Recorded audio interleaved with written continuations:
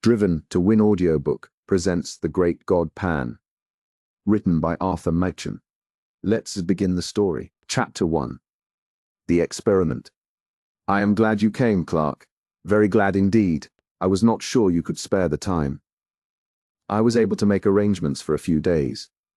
Things are not very lively just now, but have you no misgivings, Raymond? Is it absolutely safe? The two men were slowly pacing the terrace in front of Dr. Raymond's house. The sun still hung above the western mountain line, but it shone with a dull red glow that cast no shadows, and all the air was quiet. A sweet breath came from the great wood on the hillside above, and with it, at intervals, the soft murmuring call of the wild doves. Below, in the long lovely valley, the river wound in and out between the lonely hills, and, as the sun hovered and vanished into the west, a faint mist, pure white, began to rise from the hills. Rise from the hills, Raymond turned sharply to his friend. Safe? Of course it is. In itself, the operation is a perfectly simple one. Any surgeon could do it. And there is no danger at any other stage? None. Absolutely no physical danger whatsoever. I give you my word. You are always timid, Clark, always. But you know my history. I have devoted myself to transcendental medicine for the last 20 years. I have heard myself called quack and charlatan and imposter. But all the while I knew I was on the right path. 5 years ago I reached the goal, and since then every day has been a preparation for what we shall do tonight. Clark knit his brows and looked doubtfully at Dr. Raymond. Are you perfectly sure, Raymond, that your theory is not a phantasmagoria?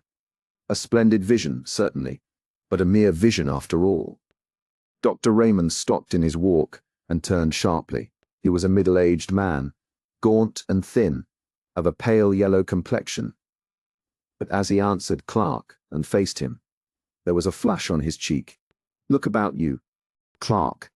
You see the mountain, and hill following after hill, as wave on wave. You see the woods and orchard, the fields of ripe corn, and the meadows reaching to the reed beds by the river. You see me standing here beside you, and hear my voice. But I tell you that all these things, yes, from that star that has just shone out in the sky to the solid ground beneath our feet, I say that all these are but dreams and shadows, the shadows that hide the real world from our eyes. There is a real world, but it is beyond this glamour and this vision, beyond these chases in Arras, dreams in a career, beyond them all as beyond a veil. I do not know whether any human being has ever lifted that veil, but I do know, Clark, that you and I shall see it lifted this very night from before another's eyes. You may think this all strange nonsense. It may be strange, but it is true. And the ancients knew what lifting the veil means. They called it seeing the god Pan. Clark shivered. The white mist gathering over the river was chilly. It is wonderful indeed, he said. We are standing on the brink of a strange world, Raymond, if what you say is true. I suppose the knife is absolutely necessary. Yes, a slight lesion in the grey matter, that is all. A trifling rearrangement of certain cells, a microscopical alteration that would escape the attention of 99 brain specialists out of 100. I don't want to bother you with shop, Clark. I might give you a mass of technical detail which would sound very imposing, and would leave you as enlightened as you are now. But I suppose you have read, casually, in out-of-the-way corners of your paper, that immense strides have been made recently in the physiology of the brain. I saw a paragraph the other day about Digby's theory, and Brown-Faber's discoveries. Theories and discoveries. Theories and discoveries. Where they are standing now, I stood 15 years ago, and I need not tell you that I have not been standing still for the last 15 years. It will be enough if I say that 5 years ago, I made the discovery that I alluded to when I said that 10 years ago, I reached the goal. After years of labor, after years of toiling and groping in the dark, after days and nights of disappointments, and sometimes of despair, in which I used now and then to tremble and grow cold with the thought that perhaps there were others seeking for what I sought at last after so long, a pang of sudden joy thrilled my soul, and I knew the long journey was at an end. by what seemed then and still seems a chance, the suggestion of a moment's idle thought followed up upon familiar lines and paths that I had tracked 100 times already. The great truth burst upon me, and I saw, mapped out in lines of sight, a whole world, a sphere unknown, continents and islands, and great oceans in which no ship has sailed, to my belief, since a man first lifted up his eyes and beheld the sun, and the stars of heaven, and the quiet earth beneath. You will think this all high-flown language, Clark, but it is hard to be literal. And yet, I do not know whether what I am hinting at cannot be set forth in plain and lonely terms. For instance, this world of ours is pretty well girded now with the telegraph wires and cables. Thought, with something less than the speed of thought, flashes from sunrise to sunset, from north to south, across the floods and the desert places. That an electrician of today were suddenly to perceive that he and his friends have merely been playing with pebbles and mistaking them for the foundations of the... Suppose that such a man saw uttermost space lie open before the current, and words of men flash forth to the sun, and beyond the sun into the systems beyond, and the voice of articulate speaking men echo in the waste void that bounds our thought. As analogies go, that is a pretty good analogy of what I have done. You can understand now a little of what I felt as I stood here one evening. It was a summer evening, and the valley looked much as it does now. I stood here and saw before me the unutterable, the unthinkable gulf that yawns profound between two worlds, the world of matter and the world of spirit. I saw the great empty deep stretch dim before me, and in that instant a bridge of light leapt from the earth to the unknown shore, and the abyss was spanned. You may look in Brown, Faber's book if you like, and you will find that to the present day men of science are unable to account for the presence, or to specify the functions of a certain group of nerve cells in the brain. That group is, as it were, land to let, a mere waste place for fanciful theories. I am not in the position of Brown, Faber and the specialists. I am perfectly instructed as to the possible functions of those nerve centers in the scheme of things. With a touch I can bring them into play. With a touch, I say, I can set free the current. With a touch I can complete the communication between this world of sense and... We shall be able to finish the sentence later on. Yes, the knife is necessary. But think what that knife would effect. It will level utterly the solid wall of sense, and probably, for the first time since man was made, a spirit will gaze on a spirit world. Clark, Mary will see the god Pan. But you remember what you wrote to me? I thought it would be requisite that she... He whispered the rest into the doctor's ear. Not at all. Not at all. That is nonsense. I assure you. Indeed, it is better as it is. I am quite certain of that. Consider the matter well, Raymond. It's a great responsibility. Something might go wrong. You would be a miserable man for the rest of your days. No, I think not, even if the worst happened. As you know, I rescued Mary from the gutter, and from almost certain starvation, when she was a child. I think her life is mine, to use as I see fit. It's getting late. We had better go in. Dr. Raymond led the way into the house, through the hall, and down a long dark passage. He took a key from his pocket, and opened a heavy door, and motioned Clark into his laboratory. It had once been a billiard room, and was lighted by a glass dome in the center of the ceiling, whence there still shone a sad grey light on the figure of the doctor, as he lit a lamp with a heavy shade, and placed it on a table in the middle of the room. Clark looked about him. Scarcely a foot of wall remained bare. There were shelves all around laden with bottles and phials of all shapes and colors, and at one end stood a little Chippendale bookcase. Raymond pointed to this. You see that parchment, Oswald Crolius?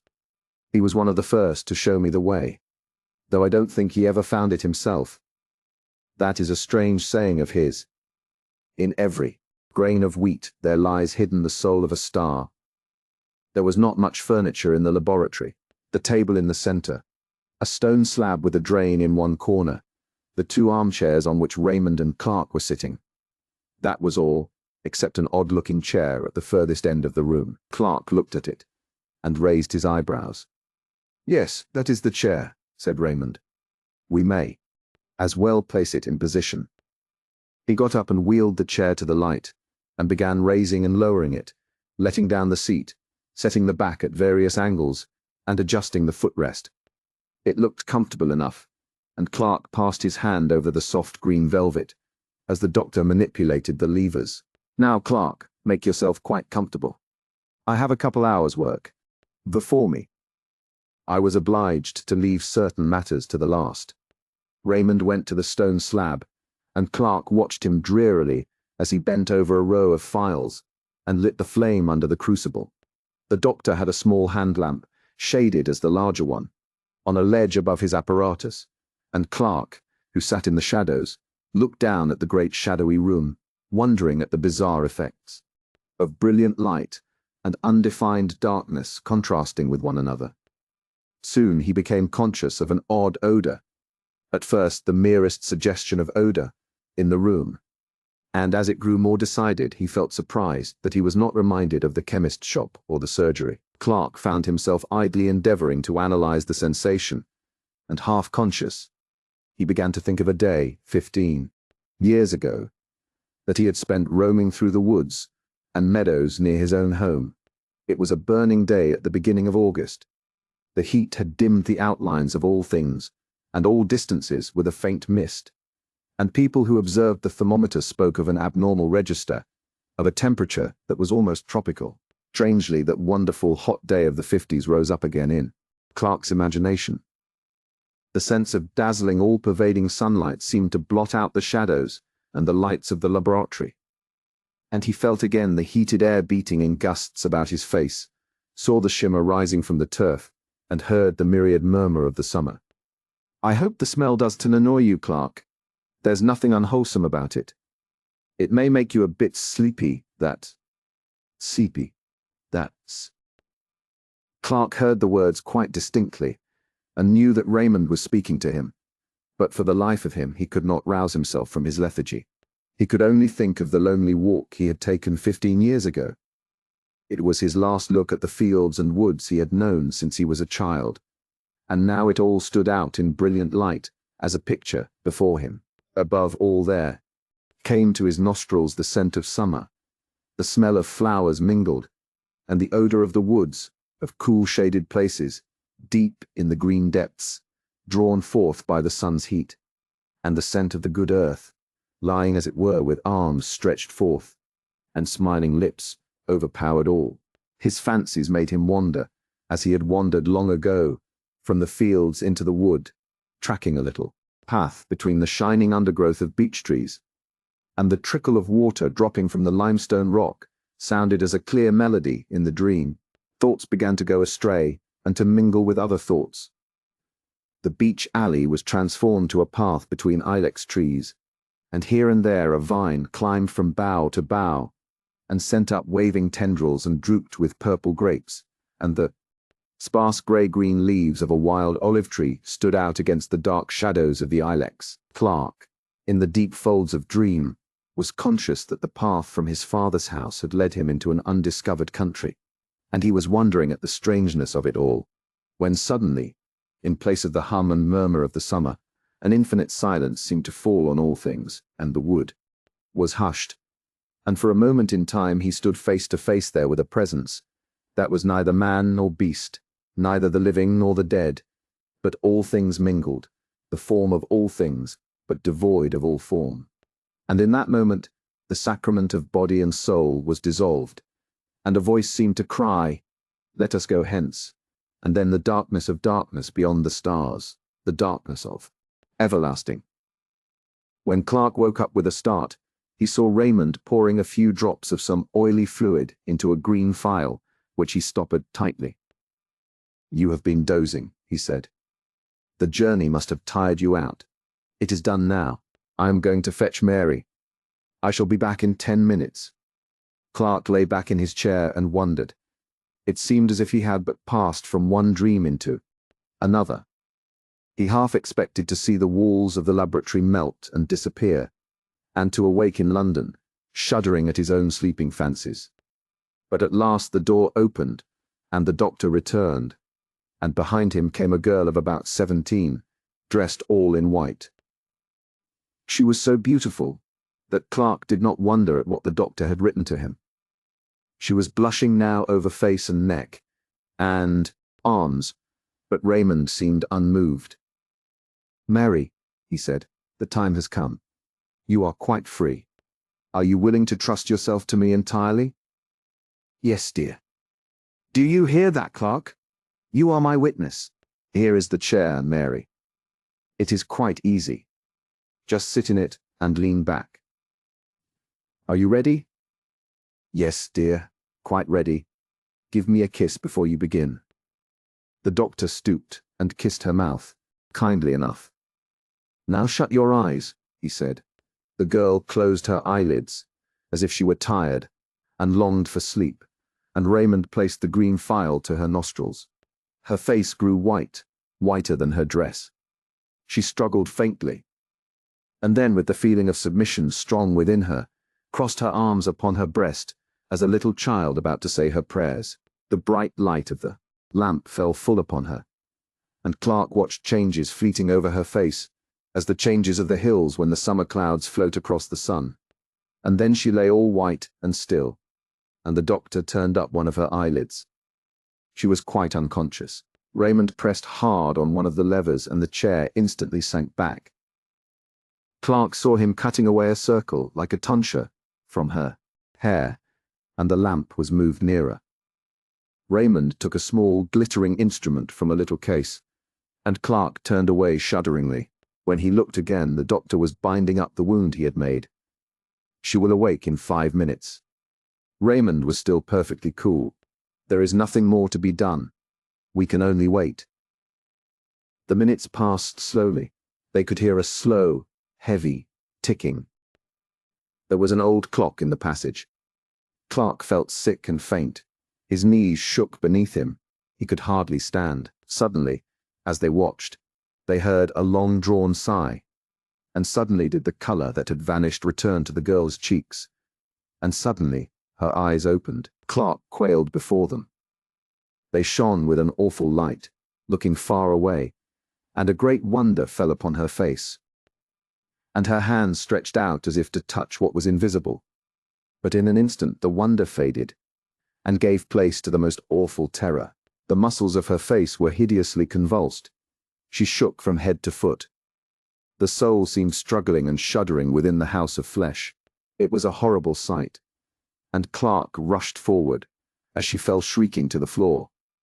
3 days later, Raymond took Clark to Mary's bedside. She was lying wide awake, rolling her head from side to side, and grinning vacantly. "Yes," said the doctor, still quite cool. "It is a great pity. She is a hopeless idiot. However, it could not be helped. And, after all, she has seen the great god Pan." Chapter 2. Mr. 2. Mr. Sid Lark. Memoirs. Mr. Clark, the gentleman chosen by Dr. Raymond to witness the strange experiment of the god Pan, was a person in whose character caution and curiosity were oddly mingled. In his sober moments, he thought of the unusual and eccentric with undisguised aversion, and yet, deep in his heart, there was a wide-eyed inquisitiveness with respect to all the more recondite and esoteric elements in the nature of men.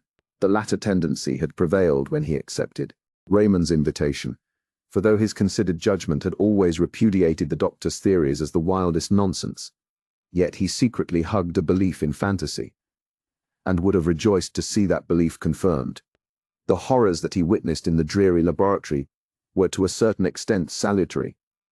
He was conscious of being involved in an affair not altogether reputable, and for many years afterwards he clung bravely to the commonplace, and rejected all occasions of occult investigation. Indeed, on some homeopathic principle, he for some time attended the séances of distinguished mediums, hoping that the clumsy tricks of these gentlemen would make him altogether disgusted with mysticism of every kind. But the remedy, though caustic, was not efficacious. Clark knew that he still pined for the unseen, and little by little, the old passion began to reassert itself, as the face of Mary, shuddering and convulsed with an unknown terror, faded slowly from his memory. Occupied all day in pursuits both serious and lucrative, the temptation to relax in the evening was too great, especially in the winter months, when the fire cast a warm glow over his snug bachelor apartment, and a bottle of some choice claret stood ready by his elbow. His dinner digested, he would make a brief pretense of reading the evening paper, but the mere catalogue of news soon palled upon him, and Clark would find himself casting glances of warm desire in the direction of an old Japanese bureau, which stood at a pleasant distance from the hearth. Like a boy before a jam closet for a few minutes he would hover indecisive, but lust always prevailed, and Clark ended by drawing up his chair, lighting a candle, and sitting down before the bureau. Its pigeonholes and drawers teemed with documents on the most morbid subjects, and in the well-reposed a large manuscript volume, in which he had painfully entered the gems of his collection. Clark had a fine contempt for published literature. The most ghostly story ceased to interest him if it happened to be printed. His sole pleasure was in the reading, compiling, and rearranging what he called his memoirs to prove the existence of the devil. And engaged in this pursuit the evening seemed to fly, and the night appeared too short. On one particular evening, an ugly December night, black with fog and raw with frost, Clark hurried over his dinner, and scarcely deigned to observe his customary ritual of taking up the paper and laying it down again. He paced 2 or 3 times up and down the room, and opened the bureau, stood still a moment, and sat down. He leant back, absorbed in one of those dreams to which he was subject, and at length drew out his book, and opened it at the last entry. There were 3 or 4 pages densely covered with Clark's round, set penmanship, and at the beginning he had written in a somewhat larger hand, "Singular narrative told me by my friend, Dr. Phillips. He assures me that all the facts related therein are strictly and wholly true, but refuses to give either the surnames of the persons concerned or the place where these extraordinary events occurred." Mr. Clark began to read over the account for the 10th time, glancing now and then at the pencil notes he had made when it was told him by his friend. It was one of his humors to pride himself on a certain literary ability. He thought well of his style, and took pains in arranging the circumstances in dramatic order. He read the following story. The persons concerned in this statement are Helen V., who, if she is still alive, must now be a woman of 23, Rachel M., since deceased, who was a year younger than the above, and Trevor W., an imbecile, aged 18. These persons were at the period of the story inhabitants of a village on the borders of Wales, a place of some importance in the time of the Roman occupation, but now a scattered hamlet of not more than 500 souls. It is situated on rising ground, about 6 miles from the sea, and is sheltered by a large and picturesque forest. Some 11 years ago, Helen V. came to the village under rather peculiar circumstances. It is understood that she, being an orphan, was adopted in her infancy by a distant relative, who brought her up in his own house until she was 12 years old, thinking, however, that it would be better for the child to have playmates of her own age. He advertised in several local papers for a good home in a comfortable farmhouse for a girl of 12, and this advertisement was answered by Mr. a well-to-do farmer in the above-mentioned village. His references proving satisfactory, the gentleman sent his adopted daughter to Mr. R.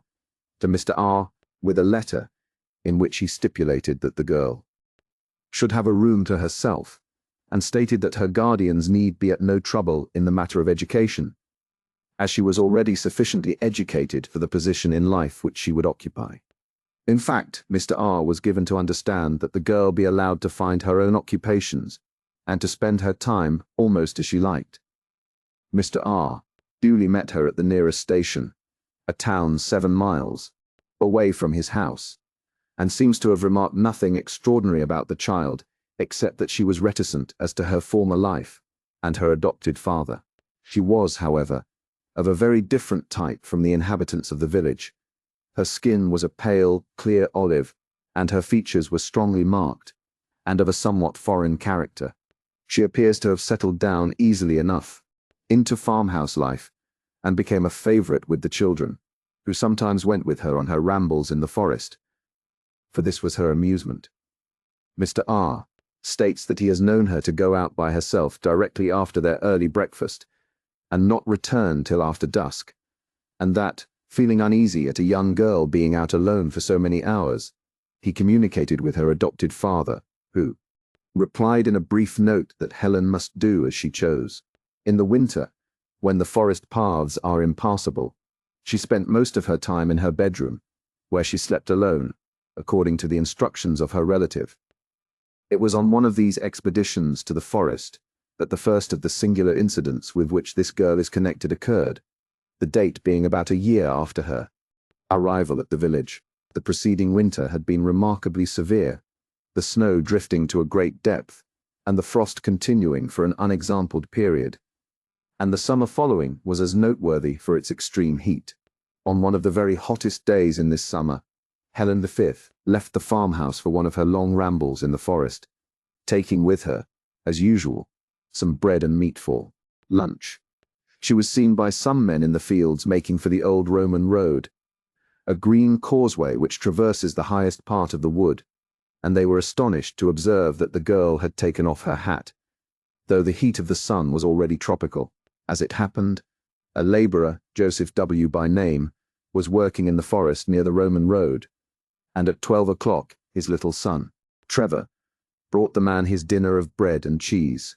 After the meal, the boy, who was about 7 years old at the time, left his father at work, and, as he said, went to look for flowers in the wood, and the man, who could hear him shouting with delight at his discoveries, felt no uneasiness. Suddenly, however, he was horrified at hearing the most dreadful screams, evidently the result of great terror, proceeding from the direction in which his son had gone, and he hastily threw down his tools and ran to see what had happened. Tracing his path by the sound, he met the little boy, who was running headlong, and was evidently terribly frightened, and on questioning him, the man elicited that after picking a posy of flowers he felt tired, and lay down on the grass and fell asleep. He was suddenly awakened, as he stated, by a peculiar noise, a sort of singing he called it, and on peeping through the branches, he saw Helen V. playing on the grass with a strange naked man,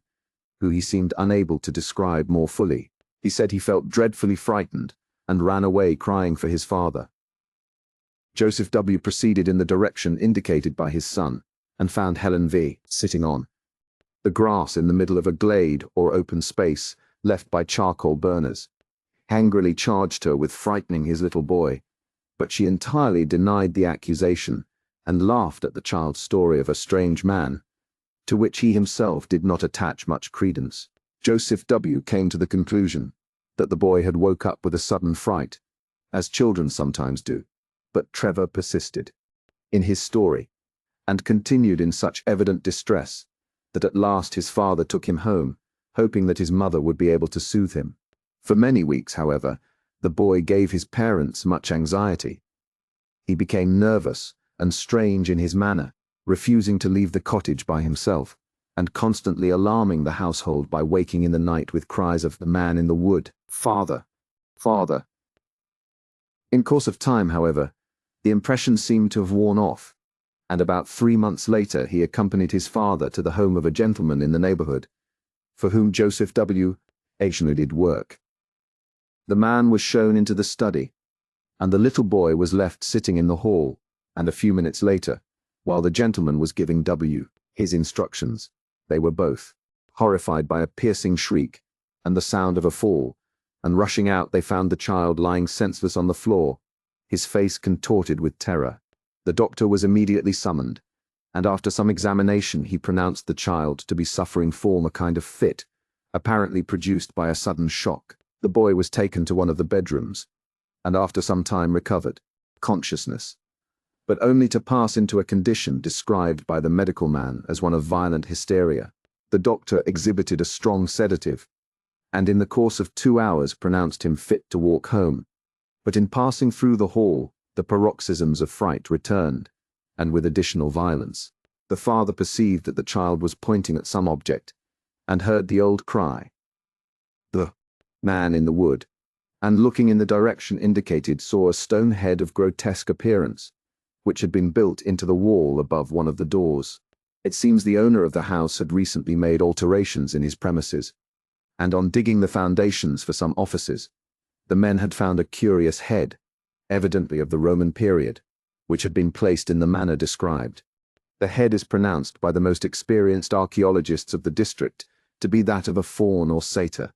Phillips tells me that he has seen the head in question, and assures me that he has never received such a vivid presentment of intense evil.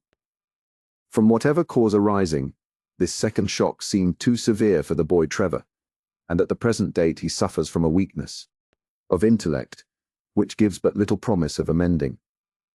The matter caused a good deal of sensation at the time, and the girl Helen was closely questioned by Mr. Ben, but to no purpose, she steadfastly denying that she had frightened or in any way molested Trevor. The second event, with which this girl's name is connected, took place about 6 years ago, and is of a still more extraordinary character. At the beginning of the summer of 1882, Helen contracted a friendship of a peculiarly intimate character with Rachel M., the daughter of a prosperous farmer in the neighborhood. This girl, who was a year younger than Helen, was considered by most people to be the prettier of the two, though Helen's features had to a great extent softened as she became older. The two girls, who were together on every available opportunity, presented a singular contrast, the one with her clear olive skin and almost Italian appearance, and the other of the proverbial red and white of our rural districts. It must be stated that the payments made to Mr. R. for the maintenance of Helen were known in the village for their excessive liberality, and the impression was general that she would one day inherit a large sum of money from her relative. The parents of Rachel were therefore not averse from their daughter's friendship with the girl, and even encouraged the intimacy, though they now bitterly regret having done so. Helen still retained her extraordinary fondness for the forest, and on several occasions Rachel accompanied her, the two friends setting out early in the morning, and remaining in the wood until dusk. Once or twice after these excursions, Mrs. M. thought her daughter's manner rather peculiar. She seemed languid and dreamy, and as it has been expressed, different from herself. But these peculiarities seem to have been thought too trifling for remark. One evening, however, after Rachel had come home, her mother heard a noise which sounded like suppressed weeping in the girl's room, and on going in found her lying, half undressed, upon the bed, evidently in the greatest distress. As soon as she saw her mother, she exclaimed, "Ah, mother, mother, why did you let me go to the forest with Helen?" Mrs. S. was astonished at so strange a question, and proceeded to make inquiries. Rachel told her a wild story. She said. Clark closed the book with a snap, and turned his chair towards the fire. When his friend sat one evening in that very chair, and told his story, Clark had interrupted him at a point a little subsequent to this, had cut short his words in a paroxysm of horror. "My God!" he had exclaimed. Think what you are saying. It is too incredible, too monstrous. Such things can never be in this quiet world, where men and women live, and die, and struggle, and conquer, or maybe fail, and fall down under sorrow, and grieve and suffer strange fortunes for many a year. But not this, Phillips, not such things as this. There must be some explanation, some way out of the terror. Why, man, if such a case were possible, our earth would be a nightmare. But Phillips had told his story to the end, concluding, "Her flight remains a mystery. To this day, she vanished in broad sunlight. They saw her walking in a meadow, and a few moments later she was not there." Clark tried to conceive the thing again, as he sat by the fire, and again his mind shuddered and shrank back, appalled before the sight of such awful, unspeakable elements enthroned, as it were, and triumphant in human flesh. Before him stretched the long dim vista of the green causeway in the forest, as his friend had described it. He saw the swaying leaves and the quivering shadows on the grass. He saw the sunlight and the flowers, and far away, far in the long distance, the two figures moved toward him. One was Rachel, but the other? Clark had tried his best to disbelieve it all, but at the end of the account, as he had written it in his book, he had placed the inscription, Et diabolus incarnatus est, et homo factus est. Chapter 3. The City of Resurrections. Herbert! Good God! Is it possible? Yes, my name's Herbert. I think I know your face too, but I don't remember your name. My memory is very queer. Don't you recollect Villiers of Wadham? So it is, so it is, so it is. I beg your pardon, Villiers. I didn't think I was begging of an old college friend. Good night. My dear fellow, this haste is unnecessary. My rooms are close by, but we won't go there just yet. Suppose we walk up Shaftesbury Avenue a little way? But how in heaven's name have you come to this pass, Herbert? It's a long story, Villiers, and a strange one too, but you can hear it if you like. Come on then. Take my arm. You don't seem very strong. The ill-assorted pair moved slowly up Rupert Street, the one in dirty, evil-looking rags, and the other attired in the regulation uniform of a man about town, trim, glossy, and eminently well-to-do. Villiers had emerged from his restaurant after an excellent dinner of many courses, assisted by an ingratiating little flask of Chianti, and, in that frame of mind which was with him almost chronic, had delayed a moment by the door, peering round in the dimly lighted street in search of those mysterious incidents and persons with which the streets of London teem in every quarter and every hour. Villiers prided himself as a practised explorer of such obscure mazes and byways of London life, and in this unprofitable pursuit he displayed an assiduity which was worthy of more serious employment. Thus, he stood by the lamp-post surveying the passers-by with undisguised curiosity, and with that gravity known only to the systematic diner, had just enunciated in his mind the formula. London has been called the City of Encounters. It is more than that. It is the City of Resurrections, when these reflections were suddenly interrupted by a peerful alms. He looked around in some irritation, and with a sudden shock found himself confronted with the embodied proof of his somewhat stilted fancies. There, close beside him, his face altered and disfigured by poverty and disgrace, his body barely covered by greasy, ill-fitting rags, stood his old friend Charles Herbert, who had matriculated on the same day as himself, with whom he had been merry and wise for 12 revolving terms. Different occupations and varying interests had interrupted the friendship, and it was 6 years since Villiers had seen Herbert, and now he looked upon this wreck of a man with grief and dismay, mingled with a certain inquisitiveness as to what dreary chain of circumstances had dragged him down to such a doleful pass. Villiers felt, together with compassion, all the relish of the amateur in mysteries, and congratulated himself on his leisurely speculations outside the restaurant.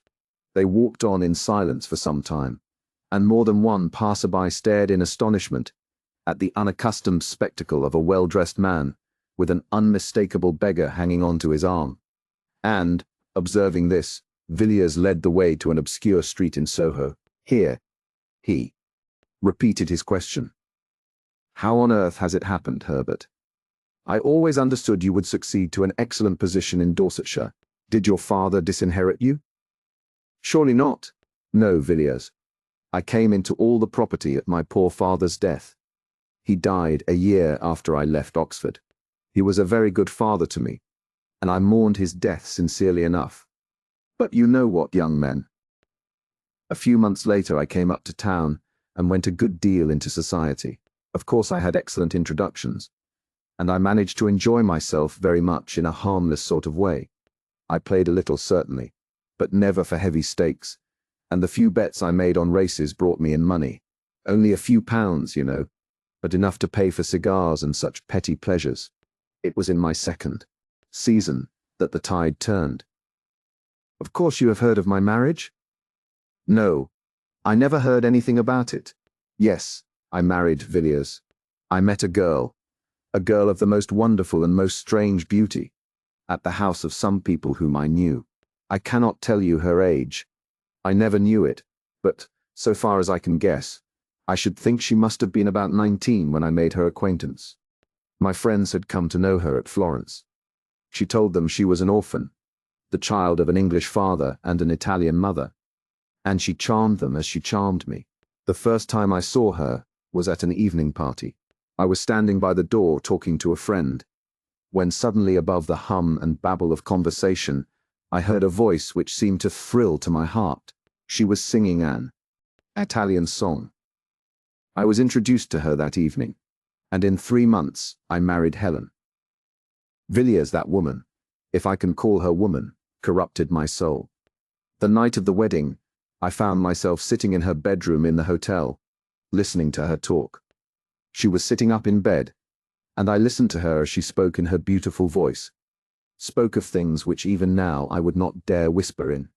The blackest night, though I stood in the midst of a wilderness. You, Villiers, you may think you know life, and London, and what goes on day and night in this dreadful city.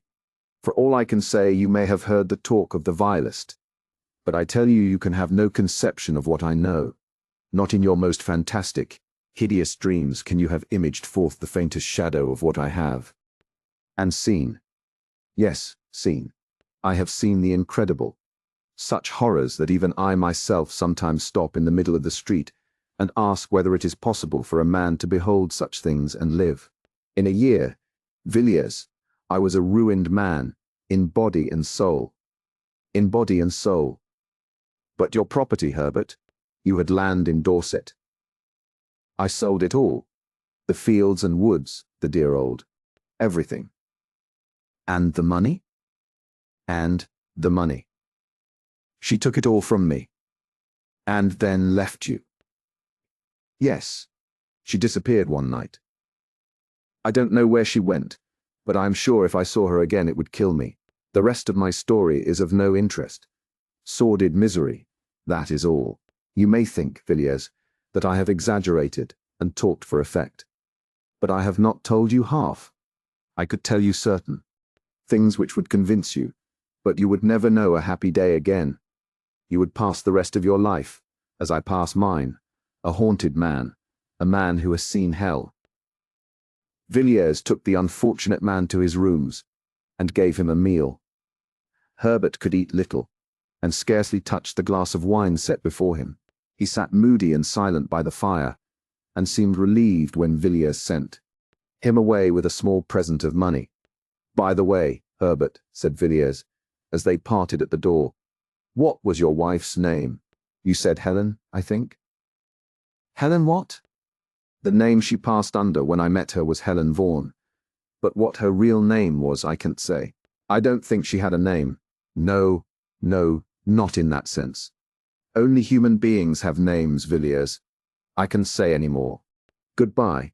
Yes, I will not fail to call if I see any way in which you can help me. Good night. The man went out into the bitter night, and Villiers returned to his fireside.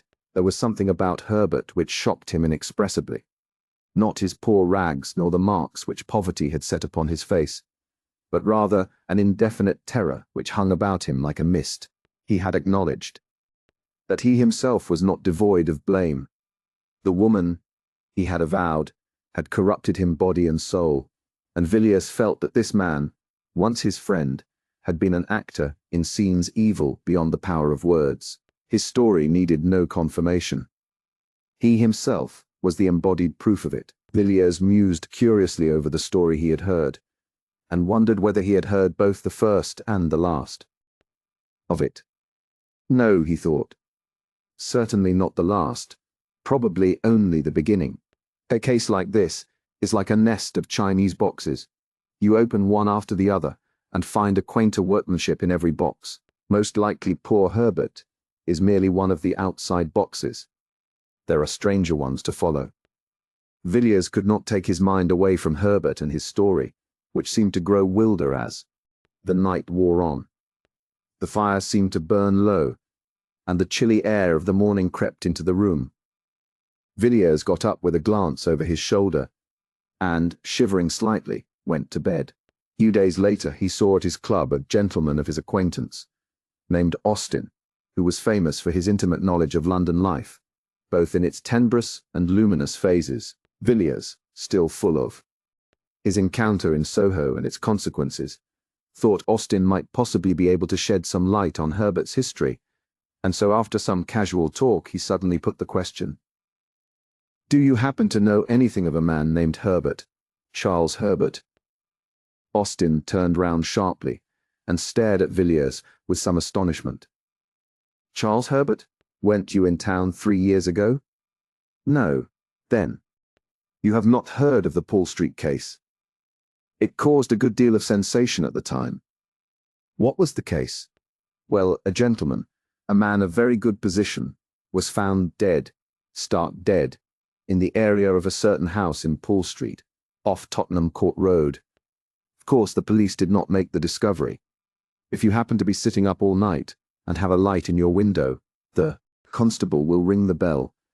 But if you happen to be lying dead in somebody's area, you will be left alone. In this instance, as in many others, the alarm was raised by some kind of vagabond.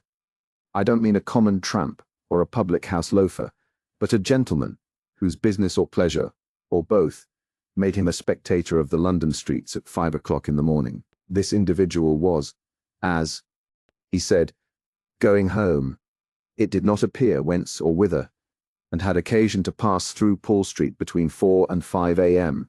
Something or other caught his eye at number 20. He said, absurdly enough, that the house had the most unpleasant physiognomy he had ever observed, but at any rate, he glanced down the area and was a good deal astonished to see a man lying on the stones, his limbs all huddled together, and his face turned up. Our gentleman thought his face looked peculiarly ghastly, and so set off at a run in search of the nearest policeman. The constable was at first inclined to treat the matter lightly, suspecting common drunkenness. However, he came, and after looking at the man's face, changed his tone quickly enough. The early bird, who had picked up this fine worm, was sent off for a doctor, and the policeman rang and knocked at the door till a slatternly servant girl came down looking more than half asleep. The constable pointed out the contents of the area to the maid, who screamed loudly enough to wake up the street. But she knew nothing of the man, had never seen him at the house, and so forth. Meanwhile, the original discoverer had come back with a medical man, and the next thing was to get into the area. The gate was open, so the whole quartet stumped down the steps. The doctor hardly needed a moment's examination. He said the poor fellow had been dead for several hours, and it was then the case began to get interesting. The dead man had not been robbed, and in one of his pockets were papers identifying him as a man of good family and means, a favourite in society, and nobody's enemy, as far as could be known. I don't give his name, Villiers, because it has nothing to do with the story, and because it's no good raking up these affairs about the dead when there are no relations living. The next curious point was that the medical men could agree as to how he met his death. There were some slight bruises on his shoulders, but they were so slight that it looked as if he had been pushed roughly out of the kitchen door and not thrown over the railings from the street, or even dragged down the steps.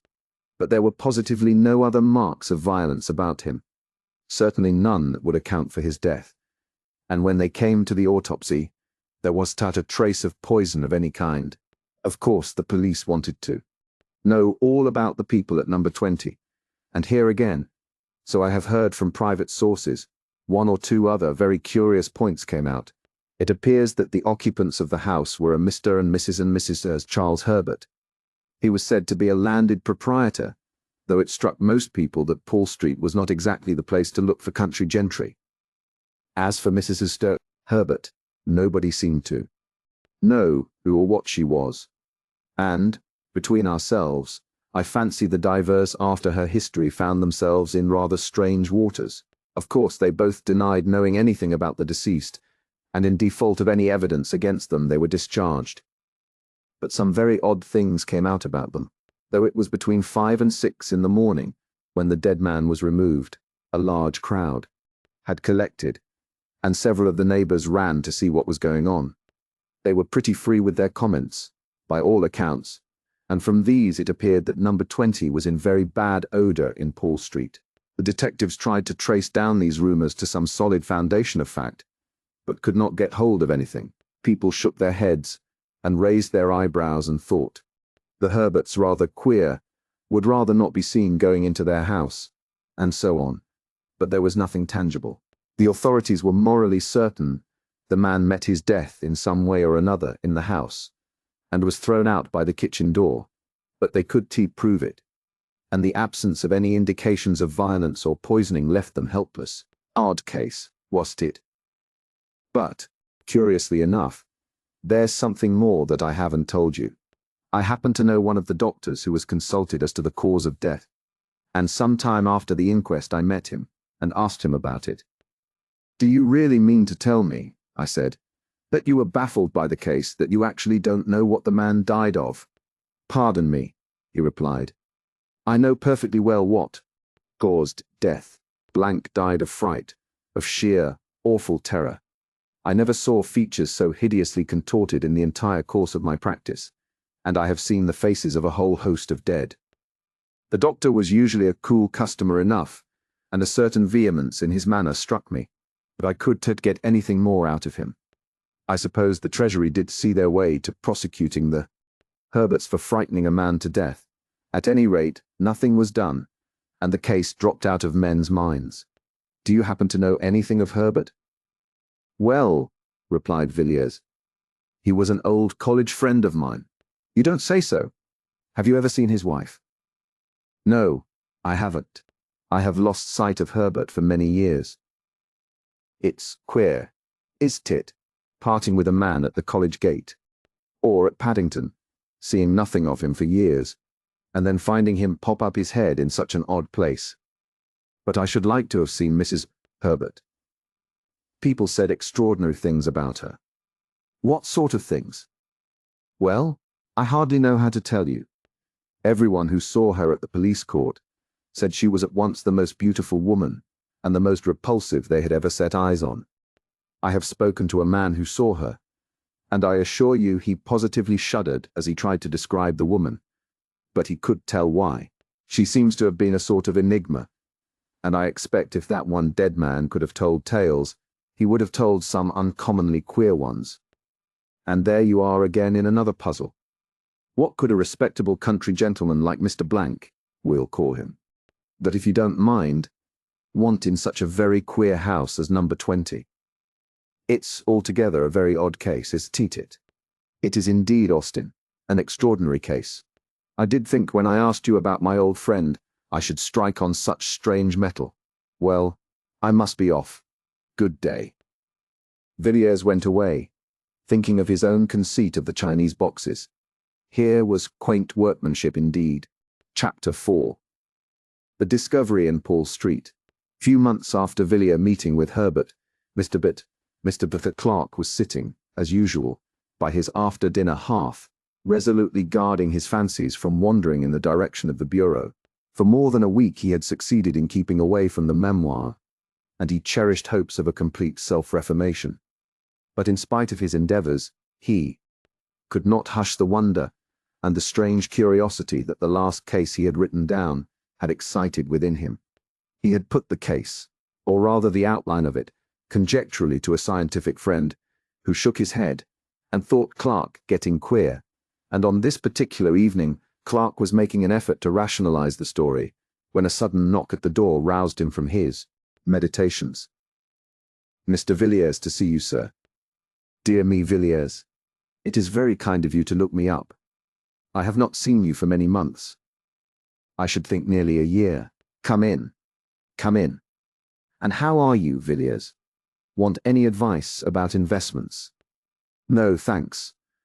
I fancy everything I have in that way is pretty safe. No, Clark, I have really come to consult you about a rather curious matter that has been brought under my notice of late. I am afraid you will think it all rather absurd when I tell my tale. I sometimes think so myself. And that's just why I made up my mind to come to you, as I know you are a practical man. Mr. Glenn Villiers was ignorant of the memoirs to prove the existence of the devil. Well, Villiers, I shall be happy to give you my advice, to the best of my ability. What is the nature of the case? It's an extraordinary thing altogether. You know my ways. I always keep my eyes open in the streets, and in my time I have chanced upon some queer customers, and queer cases too. But this, I think, beats all. I was coming out of a restaurant one nasty winter night, about 3 months ago. I had had a capital dinner, and a good bottle of Chianti, and I stood for a moment on the pavement, thinking what a mystery there is about London streets, and the companies that pass along them. Bottle of red wine encourages these fancies. Clark. And I dare say I should have thought a page of small type, but I was cut short by a beggar who had come behind me, and was making the usual appeals. Of course, I looked round, and this beggar turned out to be what was left of an old friend of mine, a man named Herbert. I asked him how he had come to such a wretched pass, and he told me. We walked up and down one of those long and dark Soho streets, and there I listened to his story. He said he had married a beautiful girl, some years younger than himself, and, as he put it, she had corrupted him body and soul. He wouldn't go into details. He said he dare not. That what he had seen and heard haunted him by night and day, and when I looked in his face, I knew he was speaking the truth. There was something about the man that made me shiver. I don't know why, but it was there. I gave him a little money and sent him away, and I assure you that when he was gone, I gasped for breath. His presence seemed to chill one's blood. Isn't this all just a little fanciful? Villiers? I suppose the poor fellow had made an imprudent marriage, and, in plain English, gone to the bad. Well, listen to this. Villiers told Clark the story he had heard from Austin. You see, he concluded, there can be but little doubt that this Mr. Blank, whoever he was, died of sheer terror. He saw something so awful, so terrible, that it cut short his life. And what he saw, he most certainly saw in that house, which, somehow or other, had got a bad name in the neighborhood. I had the curiosity to go and look at the place for myself. It's a saddening kind of street. The houses are old enough to be mean and dreary, but not old enough to be quaint. As far as I could see, most of them are let in lodgings, furnished and unfurnished, and almost every door has 3 bells to it. Here and there the ground floors have been made into shops of the commonest kind. It's a dismal street in every way. I found number 20 was to let, and I went to the agents and got the key. Of course, I should have heard nothing of the Herberts in that quarter, but I asked the man, fair and square, how long they had left the house, and whether there had been other tenants in the meanwhile. He looked at me queerly for a minute, and told me the Herberts had left immediately after the unpleasantness, as he called it, and since then the house had been empty. Mr. Bennet. Villiers paused for a moment. I have always been rather fond of going over empty houses. There's a sort of fascination about the desolate empty rooms, with the nails sticking in the walls and the dust thick upon the windowsills. But I did enjoy going over number 20, Paul Street. I had hardly put my foot inside the passage when I noticed a queer, heavy feeling about the air of the house. Of course, all empty houses are stuffy, and so forth, but this was something quite different. I can describe it to you, but it seemed to stop the breath. I went into the front room and the back room, and the kitchens downstairs. They were all dirty and dusty enough, as you would expect, but there was something strange about them all. I could define it to you. I only know I felt queer. It was one of the rooms on the first floor, though. That was the worst. It was a largish room, and once on a time the paper must have been cheerful enough. But when I saw it, paint, paper, and everything were most doleful. But the room was full of horror.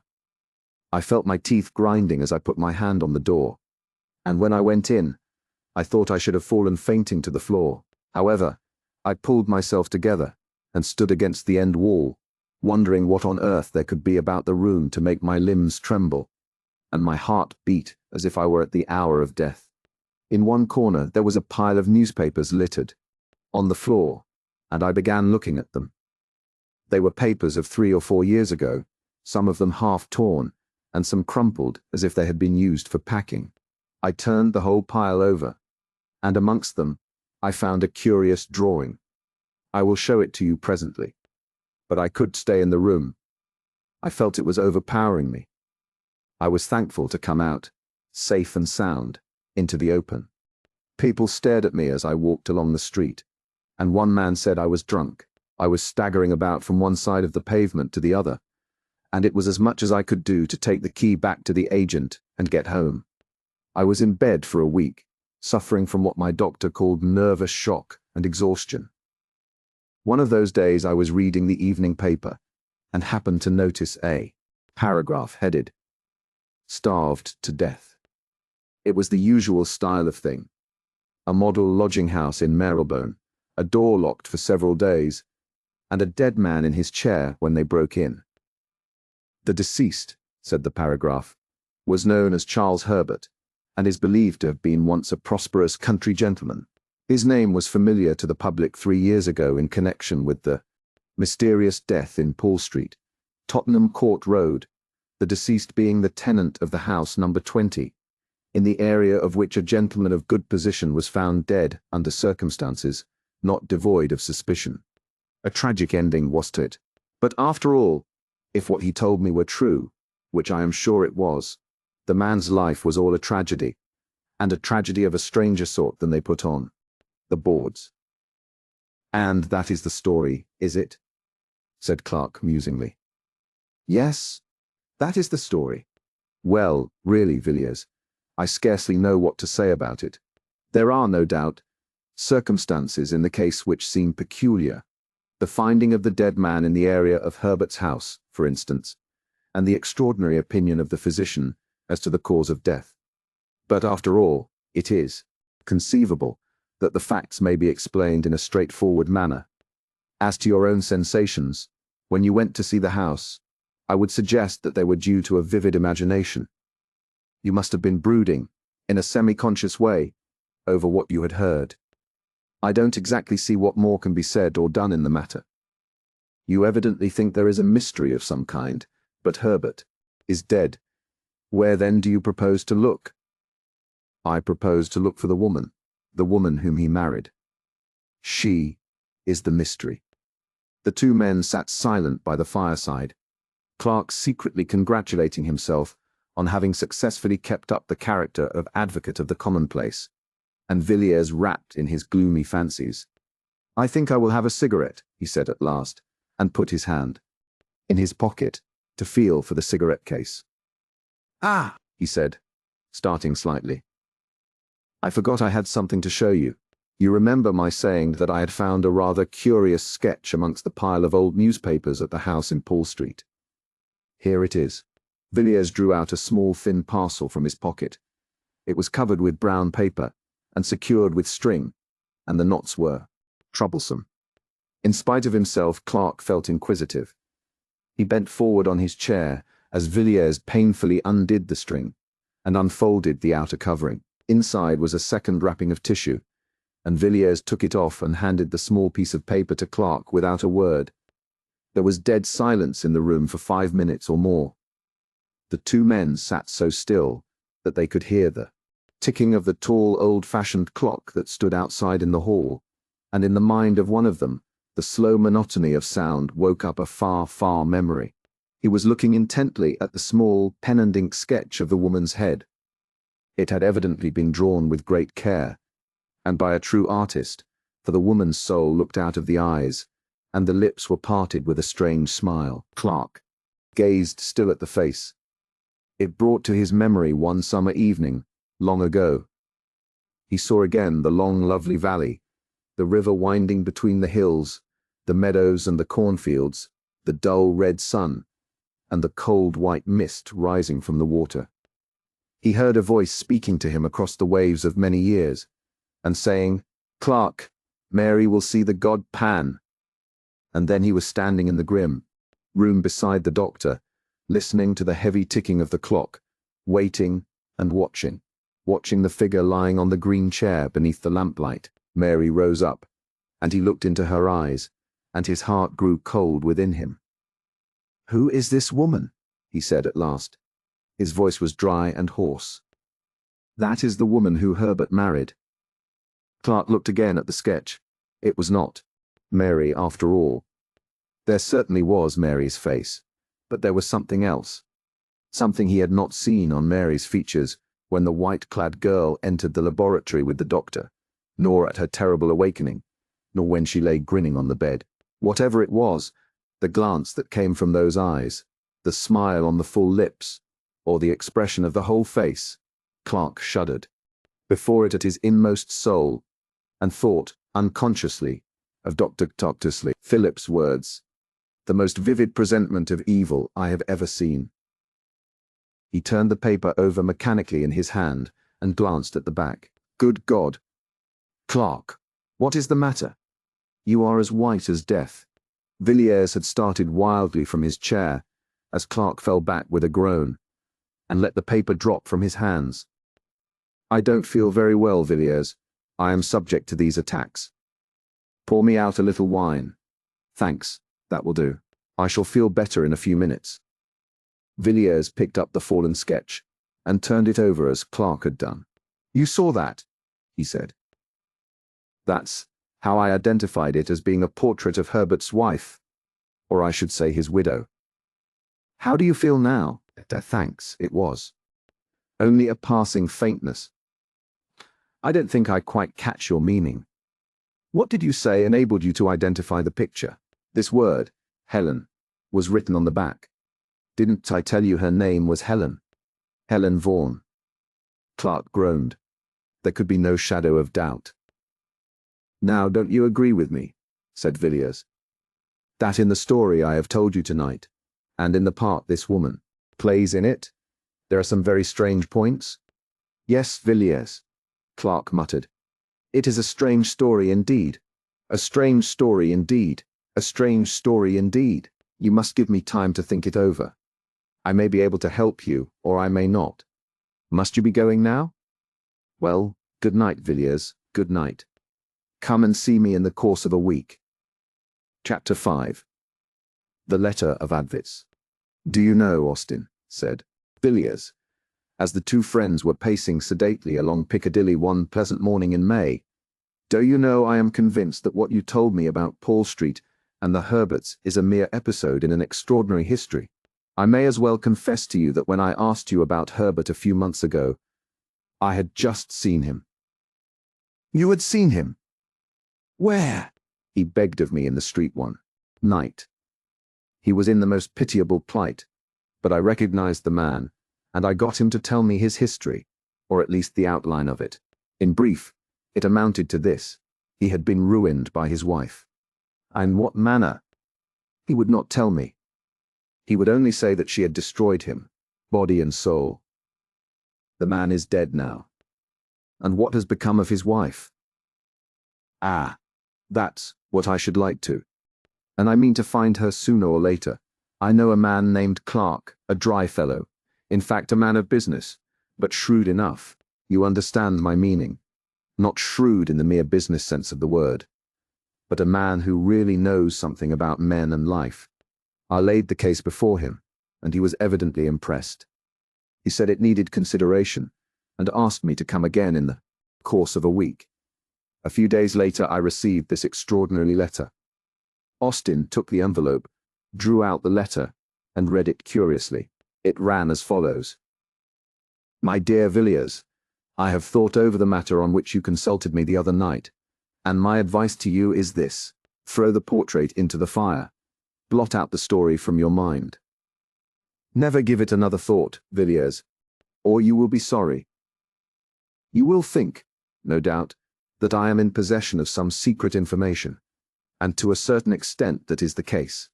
But I only know a little. I am like a traveler who has peered over an abyss, and has drawn back in terror. What I know is strange enough and horrible enough, but beyond my knowledge there are depths and horrors more frightful still, more incredible than any tale told of winter nights about the fire. I have resolved, and nothing shall shake that resolve, to explore no whit farther. And if you value happiness, you will make the same determination. Come and see me by all means, but we will talk on more cheerful topics than this." Austin folded the letter methodically, and returned it to Villiers. "It is certainly an extraordinary letter," he said. "What does he mean by the portrait?" Ah! I forgot to tell you I have been to Paul Street and have made a discovery. Villiers told his story as he had told it to Clark, and Austen listened in silence. He seemed puzzled. How very curious that you should experience such an unpleasant sensation in that room, he said at length. I hardly gather that it was a mere matter of the imagination, a feeling of repulsion, in short. No, it was more physical than mental. It was as if I were inhaling at every breath some deadly fume, which seemed to penetrate to every nerve and bone and sinew of my body. I felt racked from head to foot. My eyes began to grow dim. It was like the entrance of death. Yes, very strange, certainly. You see, your friend confesses that there is some very black story connected with this woman. Did you notice any particular emotion in him when you were telling your tale? Yes, I did. He became very faint, but he assured me that it was a mere passing attack to which he was subject. Did you believe him? I did at the time, but I don't now. He heard what I had to say with a good deal of indifference, till I showed him the portrait. It was then that he was seized with the attack of which I spoke. He looked ghastly, I assure you. Then he must have seen the woman before. But there might be another explanation. It might have been the name, and not the face, which was familiar to him. What do you think? I could say. To the best of my belief, it was after turning the portrait in his hands that he nearly dropped from the chair. The name, you know, was written on the back. Quite so. After all, it is impossible to come to any resolution in a case like this. I hate melodrama, and nothing strikes me as more commonplace and tedious than the ordinary ghost story of commerce. But really, Villiers, it looks as if there was something very queer at the bottom of all this. The two men had, without noticing it, turned up Ashley Street, leading northward from Piccadilly. It was a long street, and rather a gloomy one, but here and there a brighter taste had illuminated the dark houses with flowers, and gay curtains, and a cheerful paint on the doors. Villiers glanced up as Austen stopped speaking, and looked at one of these houses. Geraniums, red and white, drooped from every sill, and daffodil-coloured curtains were draped back from each window. "It looks cheerful, doesn't it?" he said. "Yes, and the inside is still more cheery. One of the pleasantest houses of the season, so I have heard. I haven't been there myself, but I've met several men who have, and they tell me it's uncommonly jovial."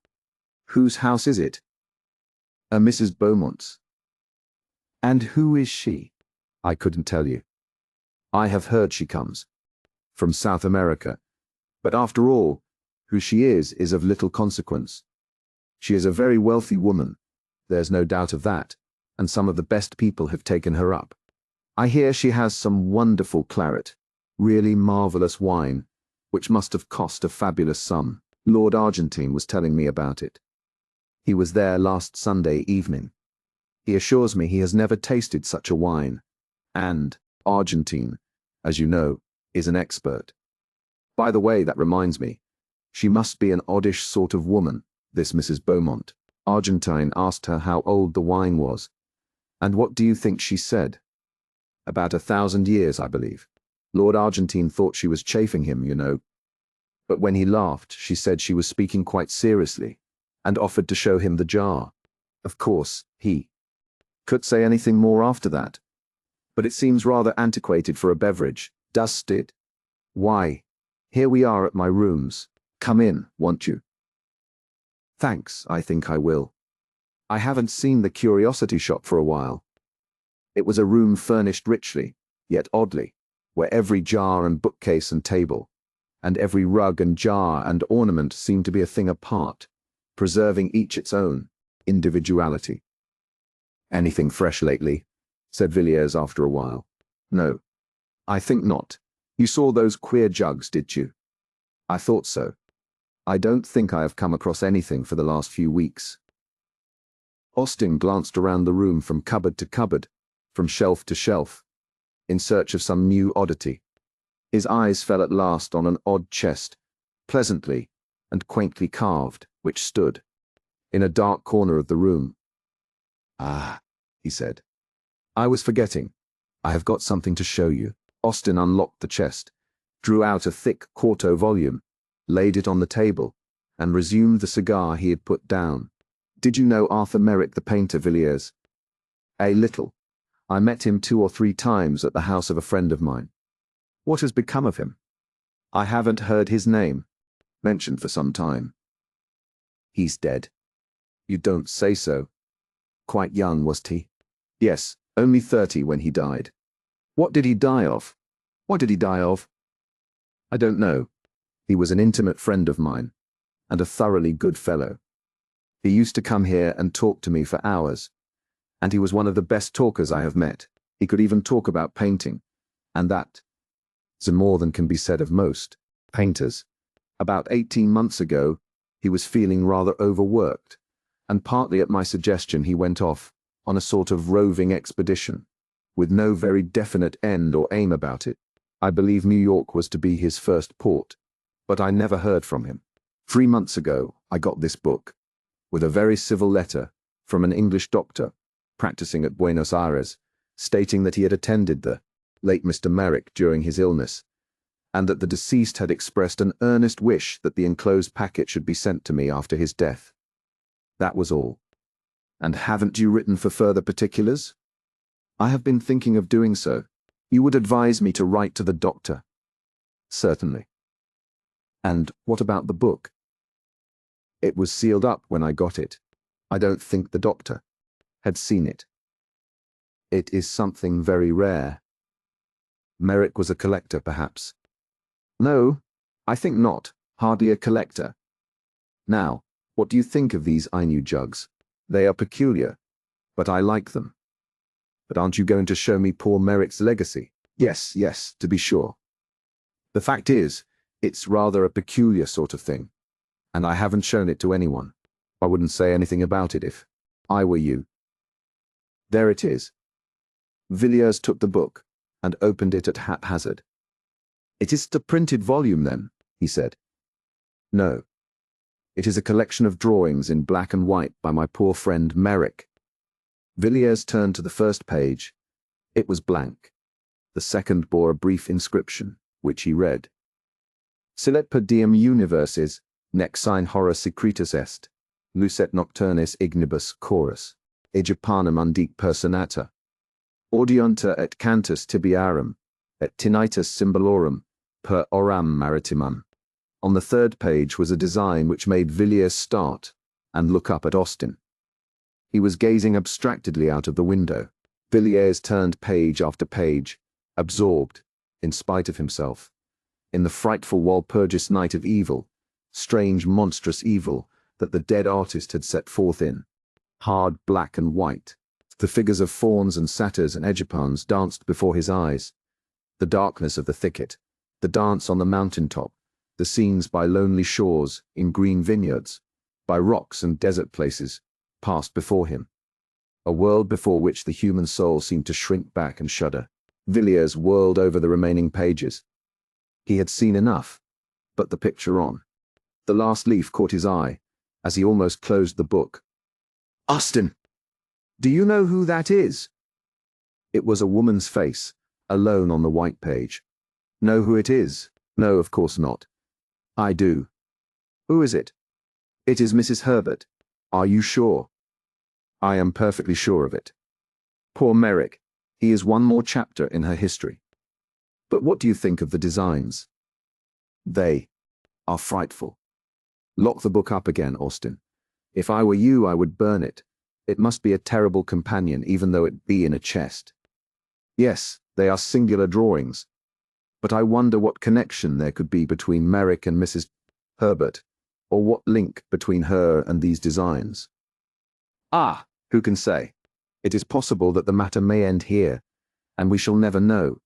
But in my own opinion, this Helen Vaughan, or Mrs. Herbert, is only the beginning. She will come back to London, Austin.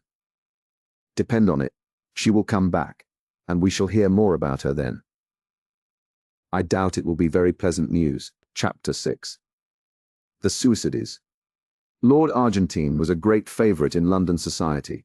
At 20, he had been a poor man, decked with the surname of an illustrious family, but forced to earn a livelihood as best he could, and the most speculative of moneylenders would not have entrusted him with £50 on the chance of his ever changing his name for a title, and his poverty for a great fortune. His father had been near enough to the fountain of good things to secure one of the family livings, but the son, even if he had taken orders, would scarcely have obtained so much as this, and moreover felt no vocation for the ecclesiastical estate. Thus he fronted the world with no better armour than the bachelor's gown, and the wits of a younger son's grandson, with which equipment he contrived in some way to make a very tolerable fight of it. At 25, Mr. Charles Albanen saw himself still a man of struggles and of warfare with the world, but out of the 7 who stood before him, and the high places of his family, 3 only remained. These 3, however, were good lives, but yet not proof against the Zulu assegais and typhoid fever. And so one morning Albanen woke up and found himself Lord Argentine, a man of 30 who had faced the difficulties of existence and had conquered. The situation amused him immensely, and he resolved that riches should be as pleasant to him as poverty had always been. Argentine, after some little consideration, came to the conclusion that dining, regarded as a fine art, was perhaps the most amusing pursuit open to fallen humanity, and thus his dinners became famous in London, and an invitation to his table a thing covetously desired. After 10 years of lordship and dinners, Argentine still declined to be jaded, still persisted in enjoying life, and by a kind of infection had become recognized as the cause of joy in others, in short, as the best of company. His sudden and tragical death therefore caused a wide and deep sensation. People could scarcely believe it, even though the newspaper was before their eyes, and the cry of mysterious death of a nobleman came ringing up from the street. But there stood the brief paragraph: Lord Argentine was found dead this morning by his valet under distressing circumstances. It is stated that there can be no doubt that his lordship committed suicide, though no motive can be assigned for the act. The deceased nobleman was widely known in society, and much liked for his genial manner and sumptuous hospitality. He is succeeded by, etc., etc. By slow degrees the details came to light, but the case still remained a mystery. The chief witness at the inquest was the deceased's valet, who said that the night before his death, Lord Argentine had dined with a lady of good position, whose name was suppressed in the newspaper reports. At about 11 o'clock, Lord Argentine had returned, and informed his man that he should not require his services till the next morning. A little later, the valet had occasion to cross the hall, and was somewhat astonished to see his master quietly letting himself out at the front door. He had taken off his evening clothes, and was dressed in a Norfolk coat and knickerbockers, and wore a low brown hat. The valet had no reason to suppose that Lord Argentine had seen him, and though his master rarely kept late hours, thought little of the occurrence till the next morning, when he knocked at the bedroom door at 8:45 as usual. He received no answer, and, after knocking 2 or 3 times, entered the room, and saw Lord Argentine's body leaning forward at an angle from the bottom of the bed. He found that his master had tied a cord securely to one of the short bedposts, and, after making a running noose and slipping it round his neck, the unfortunate man must have resolutely fallen forward, to die by slow strangulation. He was dressed in the light suit in which the valet had seen him go out, and the doctor who was summoned pronounced that life had been extinct for more than 4 hours.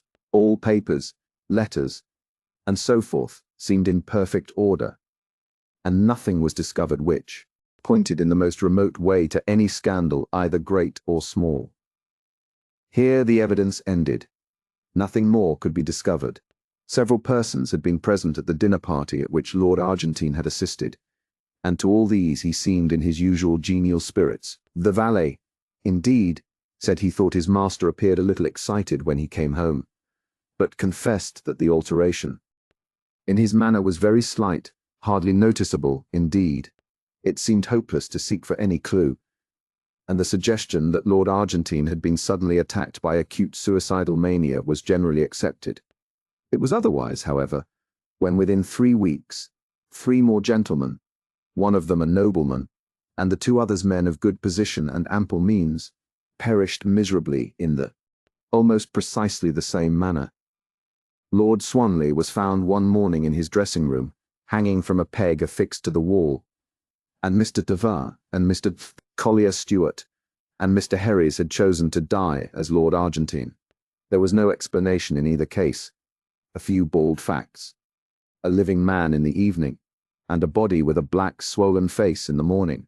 The police had been forced to confess themselves, powerless to arrest or to explain the sordid murders of Whitechapel.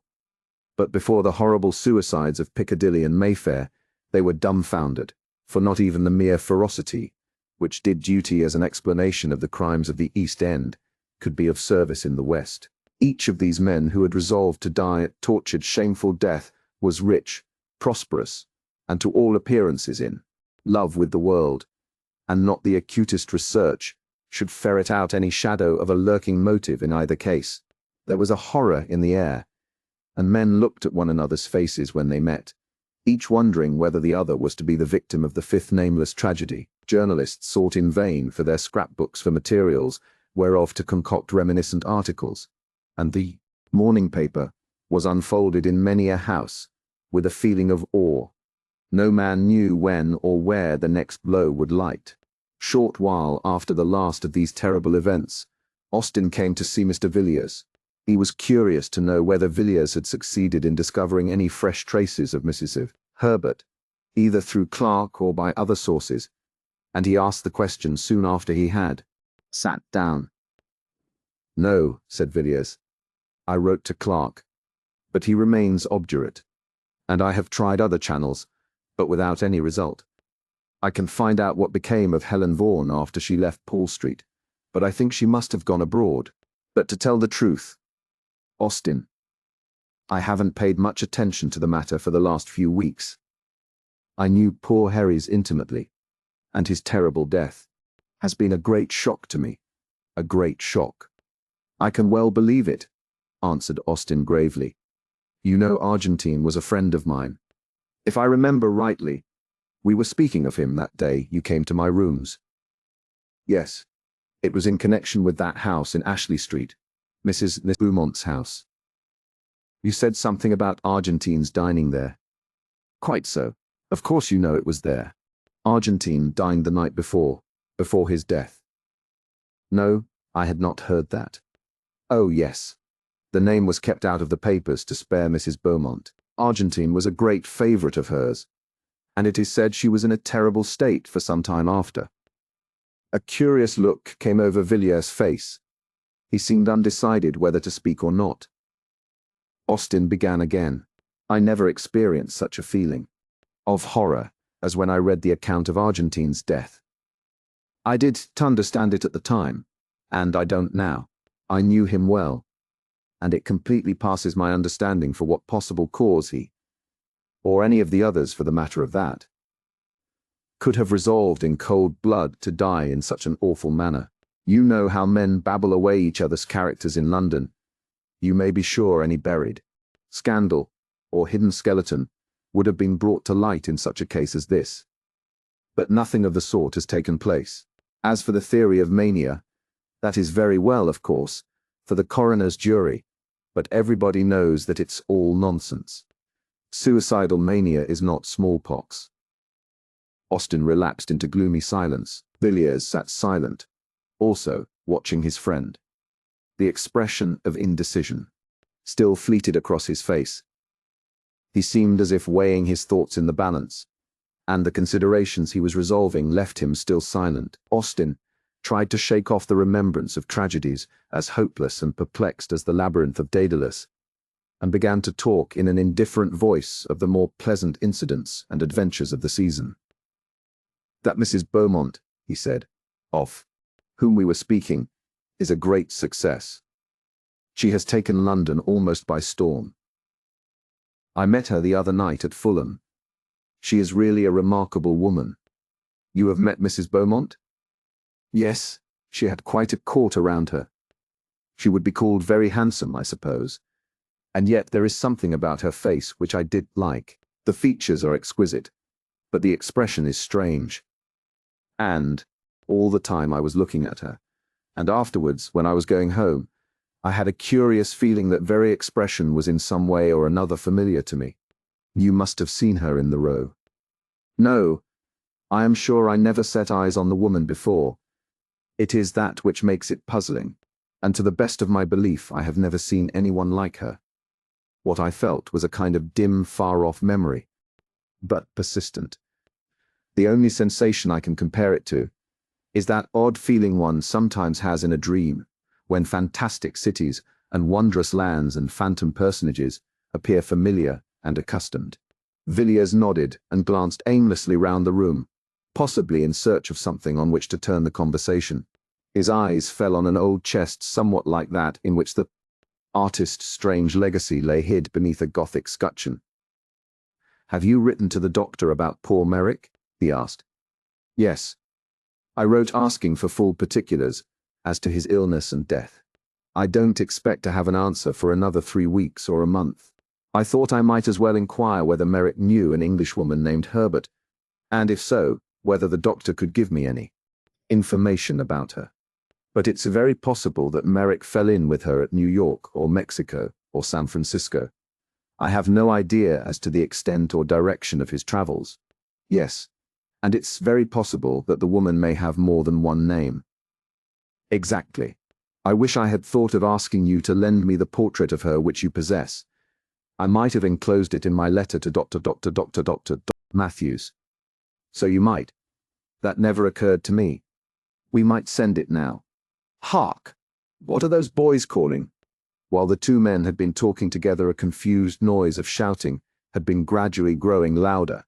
The noise rose from the eastward and swelled down Piccadilly, drawing nearer and nearer, a very torrent of sound, surging up streets usually quiet, and making every window a frame for a face, curious or excited. The cries and voices came echoing up the silent street where Villiers lived, growing more distinct as they advanced, and, as Villiers spoke, an answer rang up from the pavement. "The West End horrors. Another awful suicide. Full details." Austin rushed down the stairs and bought a paper and read out the paragraph to Villiers as the uproar in the street rose and fell.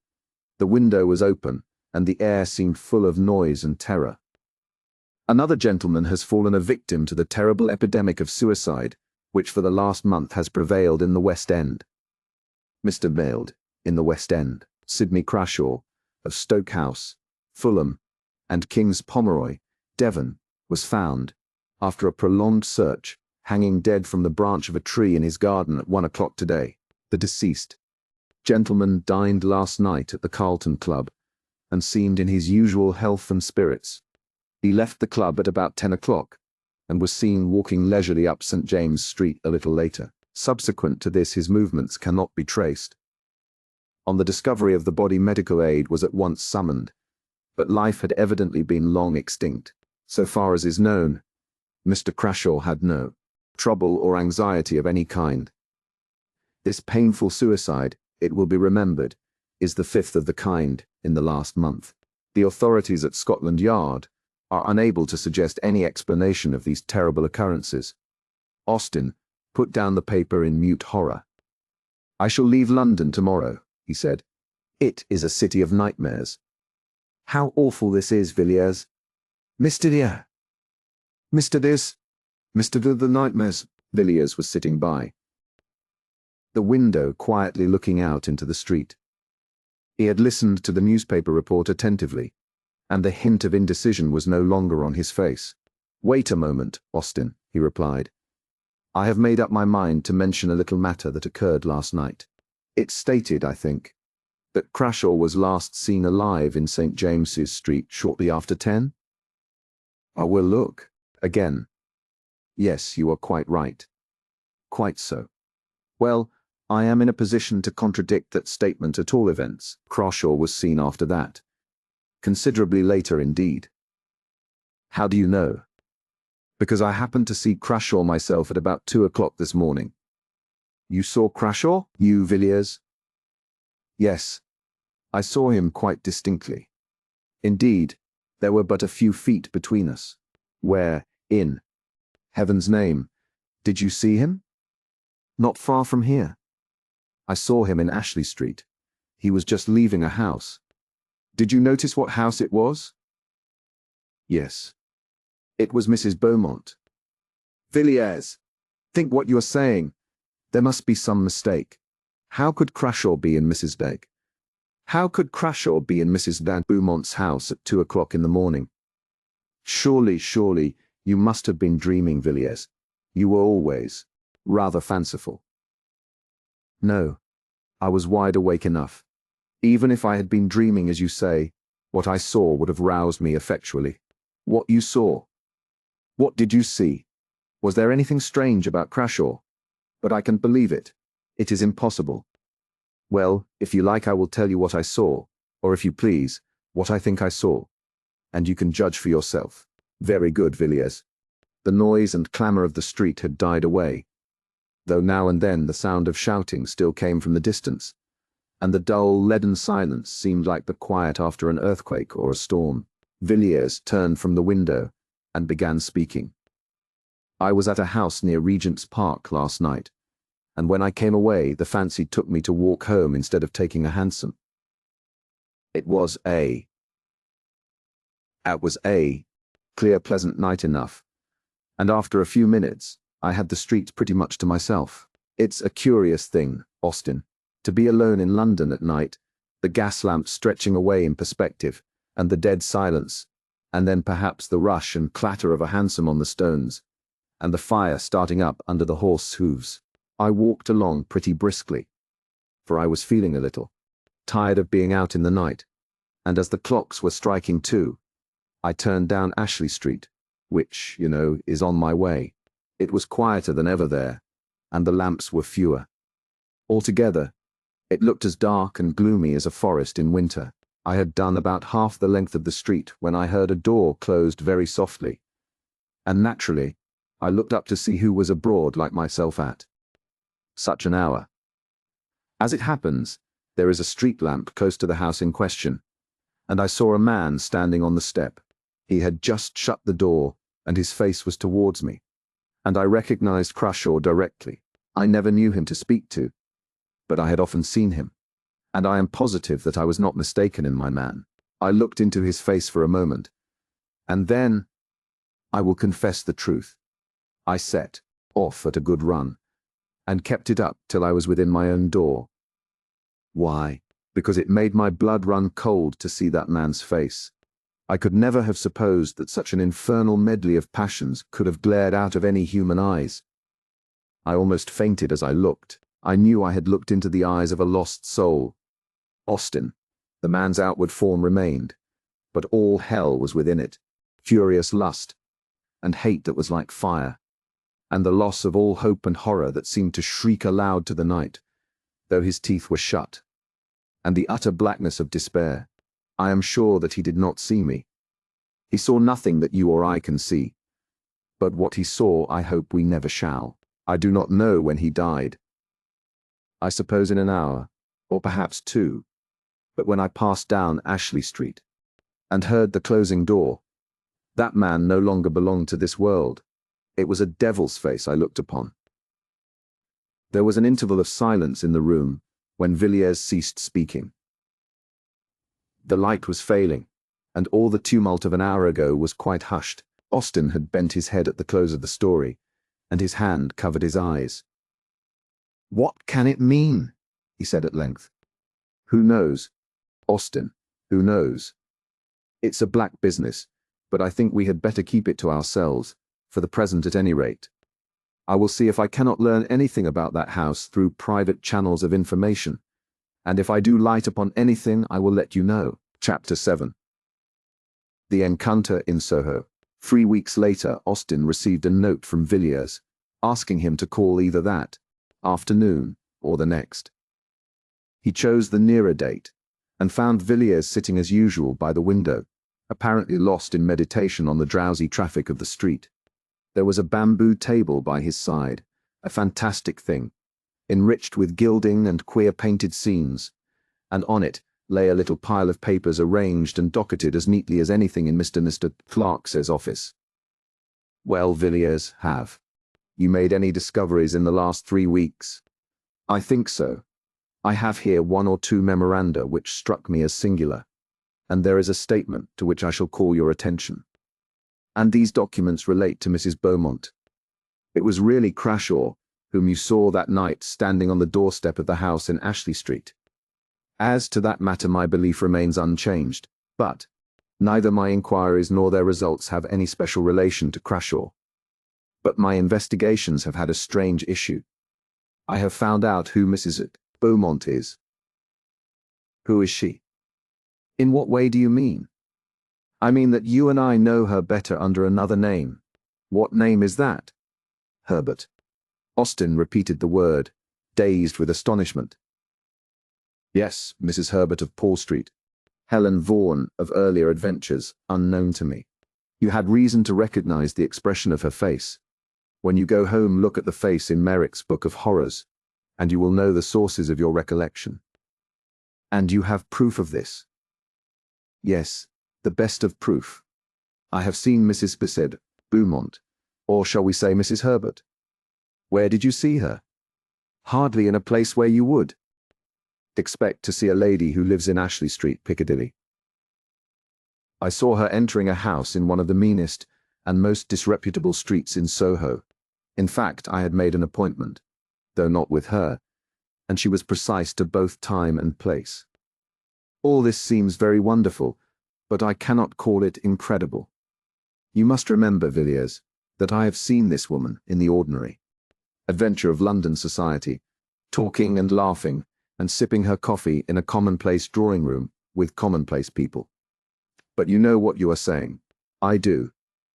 I have not allowed myself to be led by surmises or fancies. It was with no thought of finding Helen Vaughan that I searched for Mrs. Beaumont in the dark waters of the life of London. But such has been the issue. You must have been in strange places, Villiers. Yes, I have been in very strange places. It would have been useless, you know, to go to Ashley Street and ask Mrs. Beaumont to give me a short sketch of her previous history. Assuming, as I had to assume, that her record was not of the cleanest, it would be pretty certain that at some previous time she must have moved in circles not quite so refined as her present ones. If you see mud at the top of a stream, you may be sure that it was once at the bottom. I went to the bottom. I have always been fond of diving into Queer Street for my amusement, and I found my knowledge of that locality and its inhabitants very useful. It is, perhaps, needless to say that my friends had never heard the name of Beaumont, and as I had never seen the lady, and was quite unable to describe her, I had to set to work in an indirect way. The people there know me. I have been able to do some of them a service now and again, so they made no difficulty about giving their information. They were aware I had no communication direct or indirect with Scotland Yard. I had to cast out a good many lines, though, before I got what I wanted, and when I landed the fish, I did not for a moment suppose it was my fish, but I listened to what I was told out of a constitutional liking for useless information, and I found myself in possession of a very curious story, though, as I imagined, not the story I was looking for. It was to this effect. Some 5 or 6 years ago, a woman named Raymond suddenly made her appearance in the neighborhood to which I am referring. She was described to me as being quite young, probably not more than 17 or 18, very handsome, and looking as if she came from the country. I should be wrong in saying that she found her level in going to this particular quarter, or associating with these people, for from what I was told, I should think the worst den in London far too good for her.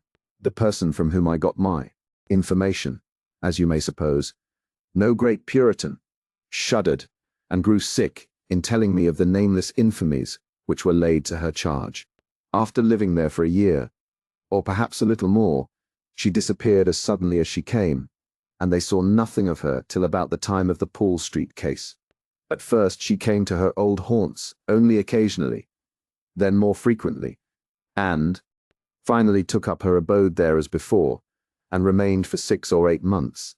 It's of no use my going into details as to the life that woman led. If you want particulars, you can look at Merrick's Legacy. Those designs were not drawn from his imagination. She again disappeared, and the people of the place saw nothing of her till a few months ago. My informant told me that she had taken some rooms in a house which he pointed out, and these rooms she was in the habit of visiting 2 or 3 times a week, and always at 10 in the morning. I was led to expect that one of these visits would be paid on a certain day about a week ago, and I accordingly managed to be on the lookout in company with my cicerone at 9:45, and the hour and the lady came with equal punctuality. My friend and I were standing under an archway, a little way back from the street, but she saw us, and gave me a glance that I shall be long in forgetting. That look was quite enough for me. I knew Miss Raymond to be Mrs. Herbert. As for Mrs. Beaumont, she had quite gone out of my head. She went into the house, and I watched it till 4 o'clock, when she came out, and then I followed her. It was a long chase, and I had to be very careful to keep a long way in the background, and yet not lose sight of the woman. She took me down to the Strand, and then to Westminster, and then up St. James's Street, and along Piccadilly. I felt queerish when I saw her turn up Ashley Street. The thought that Mrs. Herbert was Mrs. Herbert was Mrs. Herbert Beaumont came into my mind, but it seemed too impossible to be true. I waited at the corner, keeping my eye on her all the time, and I took particular care to note the house at which she stopped. It was the house with the gay curtains, the home of flowers, the house out of which Crashaw came the night he hanged himself in his garden. I was just going away with my discovery, when I saw an empty carriage come round and draw up in front of the house, and I came to the conclusion that Mrs. Herbert was going out for a drive, and I was right. As it happened, I met a man I know, and we stood talking together a little distance from the carriageway, to which I had my back. We had not been there for 10 minutes when my friend took off his hat, and I glanced round and saw the lady I had been following all day. "Who is that?" I said, and his answer was Mrs. Beaumont, lives in Ashley Street. Of course there could be no doubt after that. I don't know whether she saw me, but I don't think she did. I went home at once, and, on consideration, I thought that I had a sufficiently good case with which to go to Clark. Why to Clark? Because I am sure that Clark is in possession of facts about this woman, facts of which I know nothing.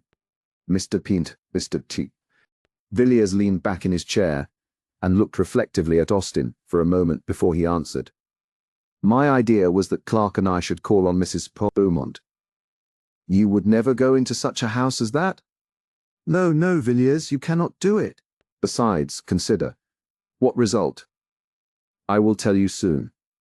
But I was going to say that my information does not end here. It has been completed in an extraordinary manner. Look at this neat little packet of manuscript. It is paginated, you see, and I have indulged in the civil coquetry of a ribbon of red tape. It has almost a legal air, hasn't it? Run your eye over it, Austin. It is an account of the entertainment Mrs. Beaumont provided for her choicer guests. The man who wrote this escaped with his life, but I do not think he will live many years. The doctors tell him he must have sustained some severe shock to the nerves. Austin took the manuscript, but never read it. Opening the neat pages at haphazard, his eye was caught by a word, and a phrase that followed it, and, sick at heart, with white lips and a cold sweat pouring like water from his temples, he flung the paper down. Take it away, Villiers. Never speak of this again. Ah, you made of stone, man? Why, the dread and horror of death itself, the thoughts of the man who stands in the keen morning air on the black platform, bound, the bell tolling in his ears, and waits for the harsh rattle of the bolt, are as nothing compared to this. I will not read it. I should never sleep again. Very good. I can fancy what you saw. Yes, it is horrible enough. But after all, it is. An old story. An old mystery played in our day, and in dim London streets instead of amidst the vineyards and the olive gardens. We know what happened to those who chanced to meet the great god Pan, and those who are wise know that all symbols are symbols of something, not of nothing. It was, indeed, an exquisite symbol beneath which men long ago veiled their knowledge of the most awful, most secret forces which lie at the heart of all things. Forces before which the souls of men must wither and die and blacken, as their bodies blacken under the electric current. Such forces cannot be named, cannot be spoken, cannot be imagined, except under a veil and a symbol. A symbol to the most of us appearing a quaint poetic fancy, to some a foolish tale. But you and I, at all events, have known something of the terror that may dwell in the secret place of life, manifested under human flesh. That which is without form taking to itself a form. Oh, Austin, how can it be? How is it that the very sunlight does not turn to blackness before this thing? The hard earth melt and boil beneath such a burden. Villiers was pacing up and down the room, and the beads of sweat stood out on his forehead. Austin sat silent for a while, but Villiers saw him make a sign upon his breast. I say again, Villiers, you will surely never enter such a house as that. You would never pass out alive. Yes, Austin, I shall go out alive. I, and Clark with me. What do you mean? You cannot. You would not dare. Wait a moment. The air was very pleasant and fresh this morning.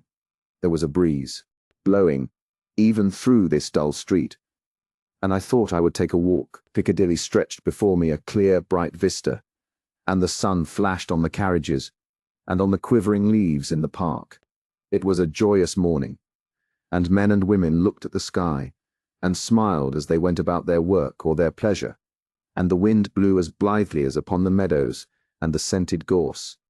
But somehow or other, I got out of the bustle and the gaiety, and found myself walking slowly along a quiet, dull street, where there seemed to be no sunshine and no air, and where the few foot passengers loitered as they walked, and hung indecisively about corners and archways. I walked along, hardly knowing where I was going or what I did there, but feeling impelled, as one sometimes is, to explore still further, with a vague idea of reaching some unknown goal.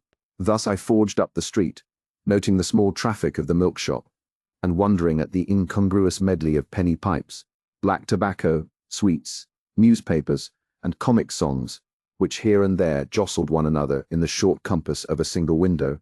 I think it was a cold shudder that suddenly passed through me that first told me that I had found what I wanted. I looked up from the pavement and stopped before a dusty shop, above which the lettering had faded, where the red bricks of 200 years ago had grimed to black, where the windows had gathered to themselves the dust of winters innumerable. I saw what I required. But I think it was 5 minutes before I had steadied myself and could walk in and ask for it in a cool voice and with a calm face. I think there must even then have been a tremor in my words, for the old man who came out of the back parlour and fumbled slowly amongst his goods looked oddly at me as he tied the parcel. I paid what he asked, and stood leaning by the counter with a strange reluctance to take up my goods and go. I asked about the business and learnt that trade was bad and the profits cut down sadly. But then the street was not what it was before traffic had been diverted, but that was done 40 years ago, just before my father died, he said. I got away at last and walked along sharply. It was a dismal street indeed, and I was glad to return to the bustle and the noise. Would you like to see my purchase? Austin said nothing, but nodded his head slightly. He still looked white and sick. Villiers pulled out a drawer in the bamboo table and showed Austin a long coil of cord, hard and new, and at one end was a running noose. It is the best hempen cord, said Villiers, just as it used to be made for the old trade, the man told me, not an inch of jute from end to end. Austin set his teeth hard and stared at Villiers, growing whiter as he looked. You would not do it, he murmured at last. You would not have blood on your hands. My God, he exclaimed, with sudden vehemence. You cannot mean this, Villiers, that you will make yourself a hangman? No. I shall offer a choice, and leave Helen Vaughan alone with this cord in a locked room for 15 minutes. If when we go in it is not done, I shall call the nearest policeman. That is all. I must go now. I cannot stay here any longer. I cannot bear this. Good night. Good night, Austin. The door shut, but in a moment it was open again, and Austin stood, white and ghastly, in the entrance. I was forgetting, he said. that I too have something to tell. I have received a letter from Doctors Harding of Buenos Aires. He says that he attended Merrick for 3 weeks, before his death. And does he say what carried him off in the prime of life? It was not fever? No, it was not fever. According to the doctor, it was an utter collapse of the whole system, probably caused by some severe shock. But he states that the patient would tell him nothing, and that he was consequently at some disadvantage in treating the case. Is there anything more? Yes. Dr. Harding ends his letter by saying, I think this is all the information I can give you about your poor friend. He had not been long in Buenos Aires, and knew scarcely anyone, with the exception of a person who did not bear the best of characters, and has since left. A Mrs. Left, Vaughan. Chapter 8. The Fragments. Amongst the papers of the well-known physician, Dr. Robert Matheson, of Ashley Street, Piccadilly, who died suddenly of apoplectic seizure. At the beginning of 1892, a leaf of manuscript paper was found, covered with pencil jottings. These notes were in Latin, much abbreviated, and had evidently been made in great haste. The manuscripts were in Sanskrit, was only deciphered with difficulty, and some words have up to the present time evaded all the efforts of the expert employed. The date, 6 July, 1888, is written on the right-hand corner of the manuscript. The following is a translation of Dr. Matheson's manuscript. Whether science would benefit by these brief notes if they could be published, I do not know, but rather doubt. But certainly I shall never take the responsibility of publishing or divulging one word of what is here written, not only on account of my oath given freely to those 2 persons who were present, but also because the details are too abominable. It is probably that, upon mature consideration, and after weighting the good and evil, I shall one day destroy this paper, or at least leave it under seal to my friend D, trusting in his discretion, to use it or to burn it, as he may think fit. As was befitting, I did all that my knowledge suggested to make sure that I was suffering under no delusion. At first astounded, I could hardly think, but in a minute's time, I was sure that my pulse was steady and regular, and that I was in my real and true senses. I then fixed my eyes quietly on what was before me. Though horror and revolting nausea rose up within me, and an odor of corruption choked my breath, I remained firm. I was then privileged or accursed, I dare not say which, to see that which was on the bed, lying there black like ink, transformed before my eyes, the skin, and the flesh, and the muscles, and the bones, and the firm structure of the human body that I had thought to be unchangeable, and permanent as adamant, began to melt and dissolve. I know that the body may be separated into its elements by external agencies, but I should have refused to believe what I saw. For here there was some internal force, of which I knew nothing, that caused dissolution and change. Here too was all the work by which man had been made repeated before my eyes. I saw the form waver from sex to sex, dividing itself from itself, and then again reunited. Then I saw the body descend to the beasts whence it ascended, and that which was on the heights, go down to the depths, even to the abyss of all being. The principle of life, which makes organism, always remained, while the outward form changed. The light within the room had turned to blackness, not the darkness of night, in which objects are seen dimly, for I could see clearly, and without difficulty, but it was the negation of light. Objects were presented to my eyes, if I may say so, without any medium, in such a manner that if there had been a prism in the room, I should have seen no colors represented in it. I watched, and at last I saw nothing but a substance as jelly. Then the ladder was ascended again. Here the manuscript is illegible.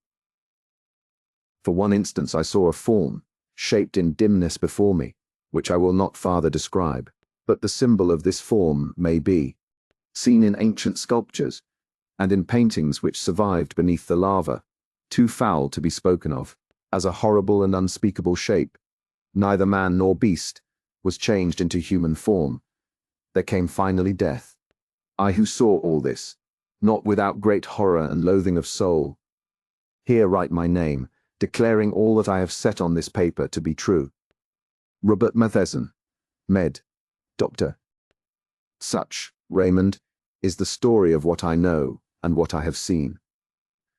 The burden of it was too heavy for me to bear alone, and yet I could tell it to none but you, Villiers, who was with me at the last, knows nothing of that awful secret of the wood, of how what we both saw die lay upon the smooth, sweet turf amidst the summer flowers, half in sun and half in shadow, and holding the girl Rachel's. Called and summoned those companions, and shaped in solid form, upon the earth we tread upon, the horror which we can but hint at, which we can only name under a figure. I would not tell Villiers of this, nor of that resemblance, which struck me as with a blow upon my heart, when I saw the portrait, which filled the cup of terror at the end. What this can mean I dare not guess. I know that what I saw perish was not Mary, and yet in the last agony Mary's eyes looked into mine. Whether there can be any one who can show the last link in this chain of awful mystery, I do not know, but if there be anyone who can do this, you, Raymond, are the man. And if you know the secret, it rests with you to tell it or not, as you please. I am writing this letter to you immediately on my getting back to town. I have been in the country for the last few days. Perhaps you may be able to guess in which part, while the horror and wonder of London was at its height. For Mrs.'s height, Beaumont, as I have told you, was well known in society. I wrote to my friend Doctus Phillips, giving some brief outline, or rather hint, of what happened, and asking him to tell me the name of the village where the events he had related to me occurred. He gave me the name, as he said with the less hesitation, because Rachel's father and mother were dead, and the rest of the family had gone to a relative in the state of Washington 6 months before. The parents, he said, had undoubtedly died of grief and horror caused by the terrible death of their daughter, and by what had gone before that death. On the evening of the day which I received Philip's letter, I was at Kermain, and standing beneath the mouldering Roman walls, white with the winters of 1700 years, I looked over the meadow where once had stood the older temple of the god of the deeps, and saw a house gleaming in the sunlight. It was the house where Helen had lived. I stayed at Kermain for several days. The people of the place, I found, knew little, and had guessed less. Those whom I spoke to on the matter seemed surprised that an antiquarian, as I professed myself to be, should trouble about a village tragedy, of which they gave a very commonplace version, and, as you may imagine, I told nothing of what I knew. Most of my time was spent in the great wood that rises just above the village and climbs the hillside and goes down to the river in the valley. Such another long, lovely valley, Raymond, as that on which we looked one summer night, walking to and fro before your house. For many an hour I strayed through the maze of the forest, turning now to right and now to left, pacing slowly down long alleys of undergrowth, shadowy and chill, even under the midday sun, and halting beneath great oaks, lying on the short turf of a clearing where the faint sweet scent of wild roses came to me on the wind, and mixed with the heavy perfume of the elder, whose mingled odor is like the odor of the room of the dead, a vapor of incense and corruption. I stood at the edges of the wood, gazing at all the pomp and procession of the foxgloves towering amidst the bracken and shining red in the broad sunshine, and beyond them into deep thickets of close undergrowth, where springs boil up from the rock and nourish the water weeds, dank and evil. But in all my wanderings, I avoided one part of the wood. It was not till yesterday that I climbed to the summit of the hill, and stood upon the ancient Roman road that threads the highest ridge of the wood. Here they had walked, Helen and Rachel, along this quiet causeway, upon the pavement of green turf, shut in on either side by high banks of red earth, and tall hedges of shining beech, and here I followed in their steps, looking out, now and again, through partings in the boughs, and seeing on one side the sweep of the wood stretching far to right and left, and sinking into the broad level, and beyond the yellow sea. On the other side was the valley and the river, and hill following hill as wave on wave, and wood and meadow, and cornfield, and white houses gleaming, and a great wall of mountain, and far blue peaks in the north. And so at last I came to the place. The track went up a gentle slope, and widened out into an open space with a wall of thick undergrowth around it, and then, narrowing again, passed on into the distance, and the faint blue mist of summer heat. And into this pleasant summer glade Rachel passed a girl, and left it, who shall say what? I did not stay long there. In a small town near Kermain, there is a museum, containing for the most part Roman remains which have been found in the neighborhood at various times. On the day after my arrival in Kermain, I walked over to the town in question, and took the opportunity of inspecting the museum, after I had seen most of the sculptured stones, the coffins, rings, coins, and fragments of tessellated pavement, which the place contains. I was shown a small square pillar of white stone, which had been recently discovered in the wood of which I have been speaking, and, as I found on inquiry, in that open space where the Roman road broadens out. One side of the pillar was an inscription, of which I took a note. Some of the letters have been defaced, but I do not think there can be any doubt as to those which I supply. The inscription is as follows: Devum nodenti Flavius Sinilis posit propter nuptias quas vidit sub umbra, to the great god Nodens, the god of the great deep or abyss. Flavius Sinilis has erected this pillar on account of the marriage which he saw beneath the shade. The custodian of the museum informed me that local antiquaries were much puzzled, not by the inscription, or by any difficulty in translating it, but as to the circumstance, or rite to which allusion is made. And now, my dear clerk, as to what you tell me about Helen Vaughan, whom you say you saw die under circumstances of the utmost and almost incredible horror. I was interested in your account, but a good deal, nay all, of what you told me I knew already. I can understand the strange likeness you remarked in both the portrait and in the actual face. You have seen Helen's mother. You remember that still summer night so many years ago, when I talked to you of the world beyond the shadows, and of the god Pan. You remember Mary. She was the mother of Helen Vaughan, who was born 9 months after that night. Mary never recovered her reason. She lay, as you saw her, all the while upon her bed, and a few days after the child was born she died. I fancy that just at the last she knew me. I was standing by the bed, and the old look came into her eyes for a second, and then she shuddered and groaned and died. It was an ill work I did, that night when you were present. I broke open the door of the house of life, without knowing or caring what might pass forth or enter in. I recollect your telling me at the time, sharply enough, and rightly too, in one sense, that I had ruined the reason of a human being by a foolish experiment, based on an absurd theory. You did well to blame me, but my theory was not all absurdity. What I said, Mary would see she saw, but I forgot that no human eyes can look on such a sight with impunity, and I forgot, as I have just said, that when the house of life is thus thrown open, there may enter in that for which we have no name, and human flesh may become the veil of a horror one dare not express. I played with energies which I did not understand. You have seen the ending of it. Helen Vaughan did well to bind the cord about her neck and die, though the death was horrible. The blackened face, the hideous form upon the bed, changing and melting before your eyes from woman to man to beast, and from beast to worse than beast. All the strange horror that you witness surprises me but little. What you say the doctor whom you sent for saw and shuddered at I noticed long ago. I knew what I had done the moment the child was born, and when it was scarcely 5 years old I surprised it, not once or twice but several times with a playmate. You may guess of what kind. It was for me a constant, an incarnate horror, and after a few years I felt I could bear it no more, and I sent Helen Vaughan away.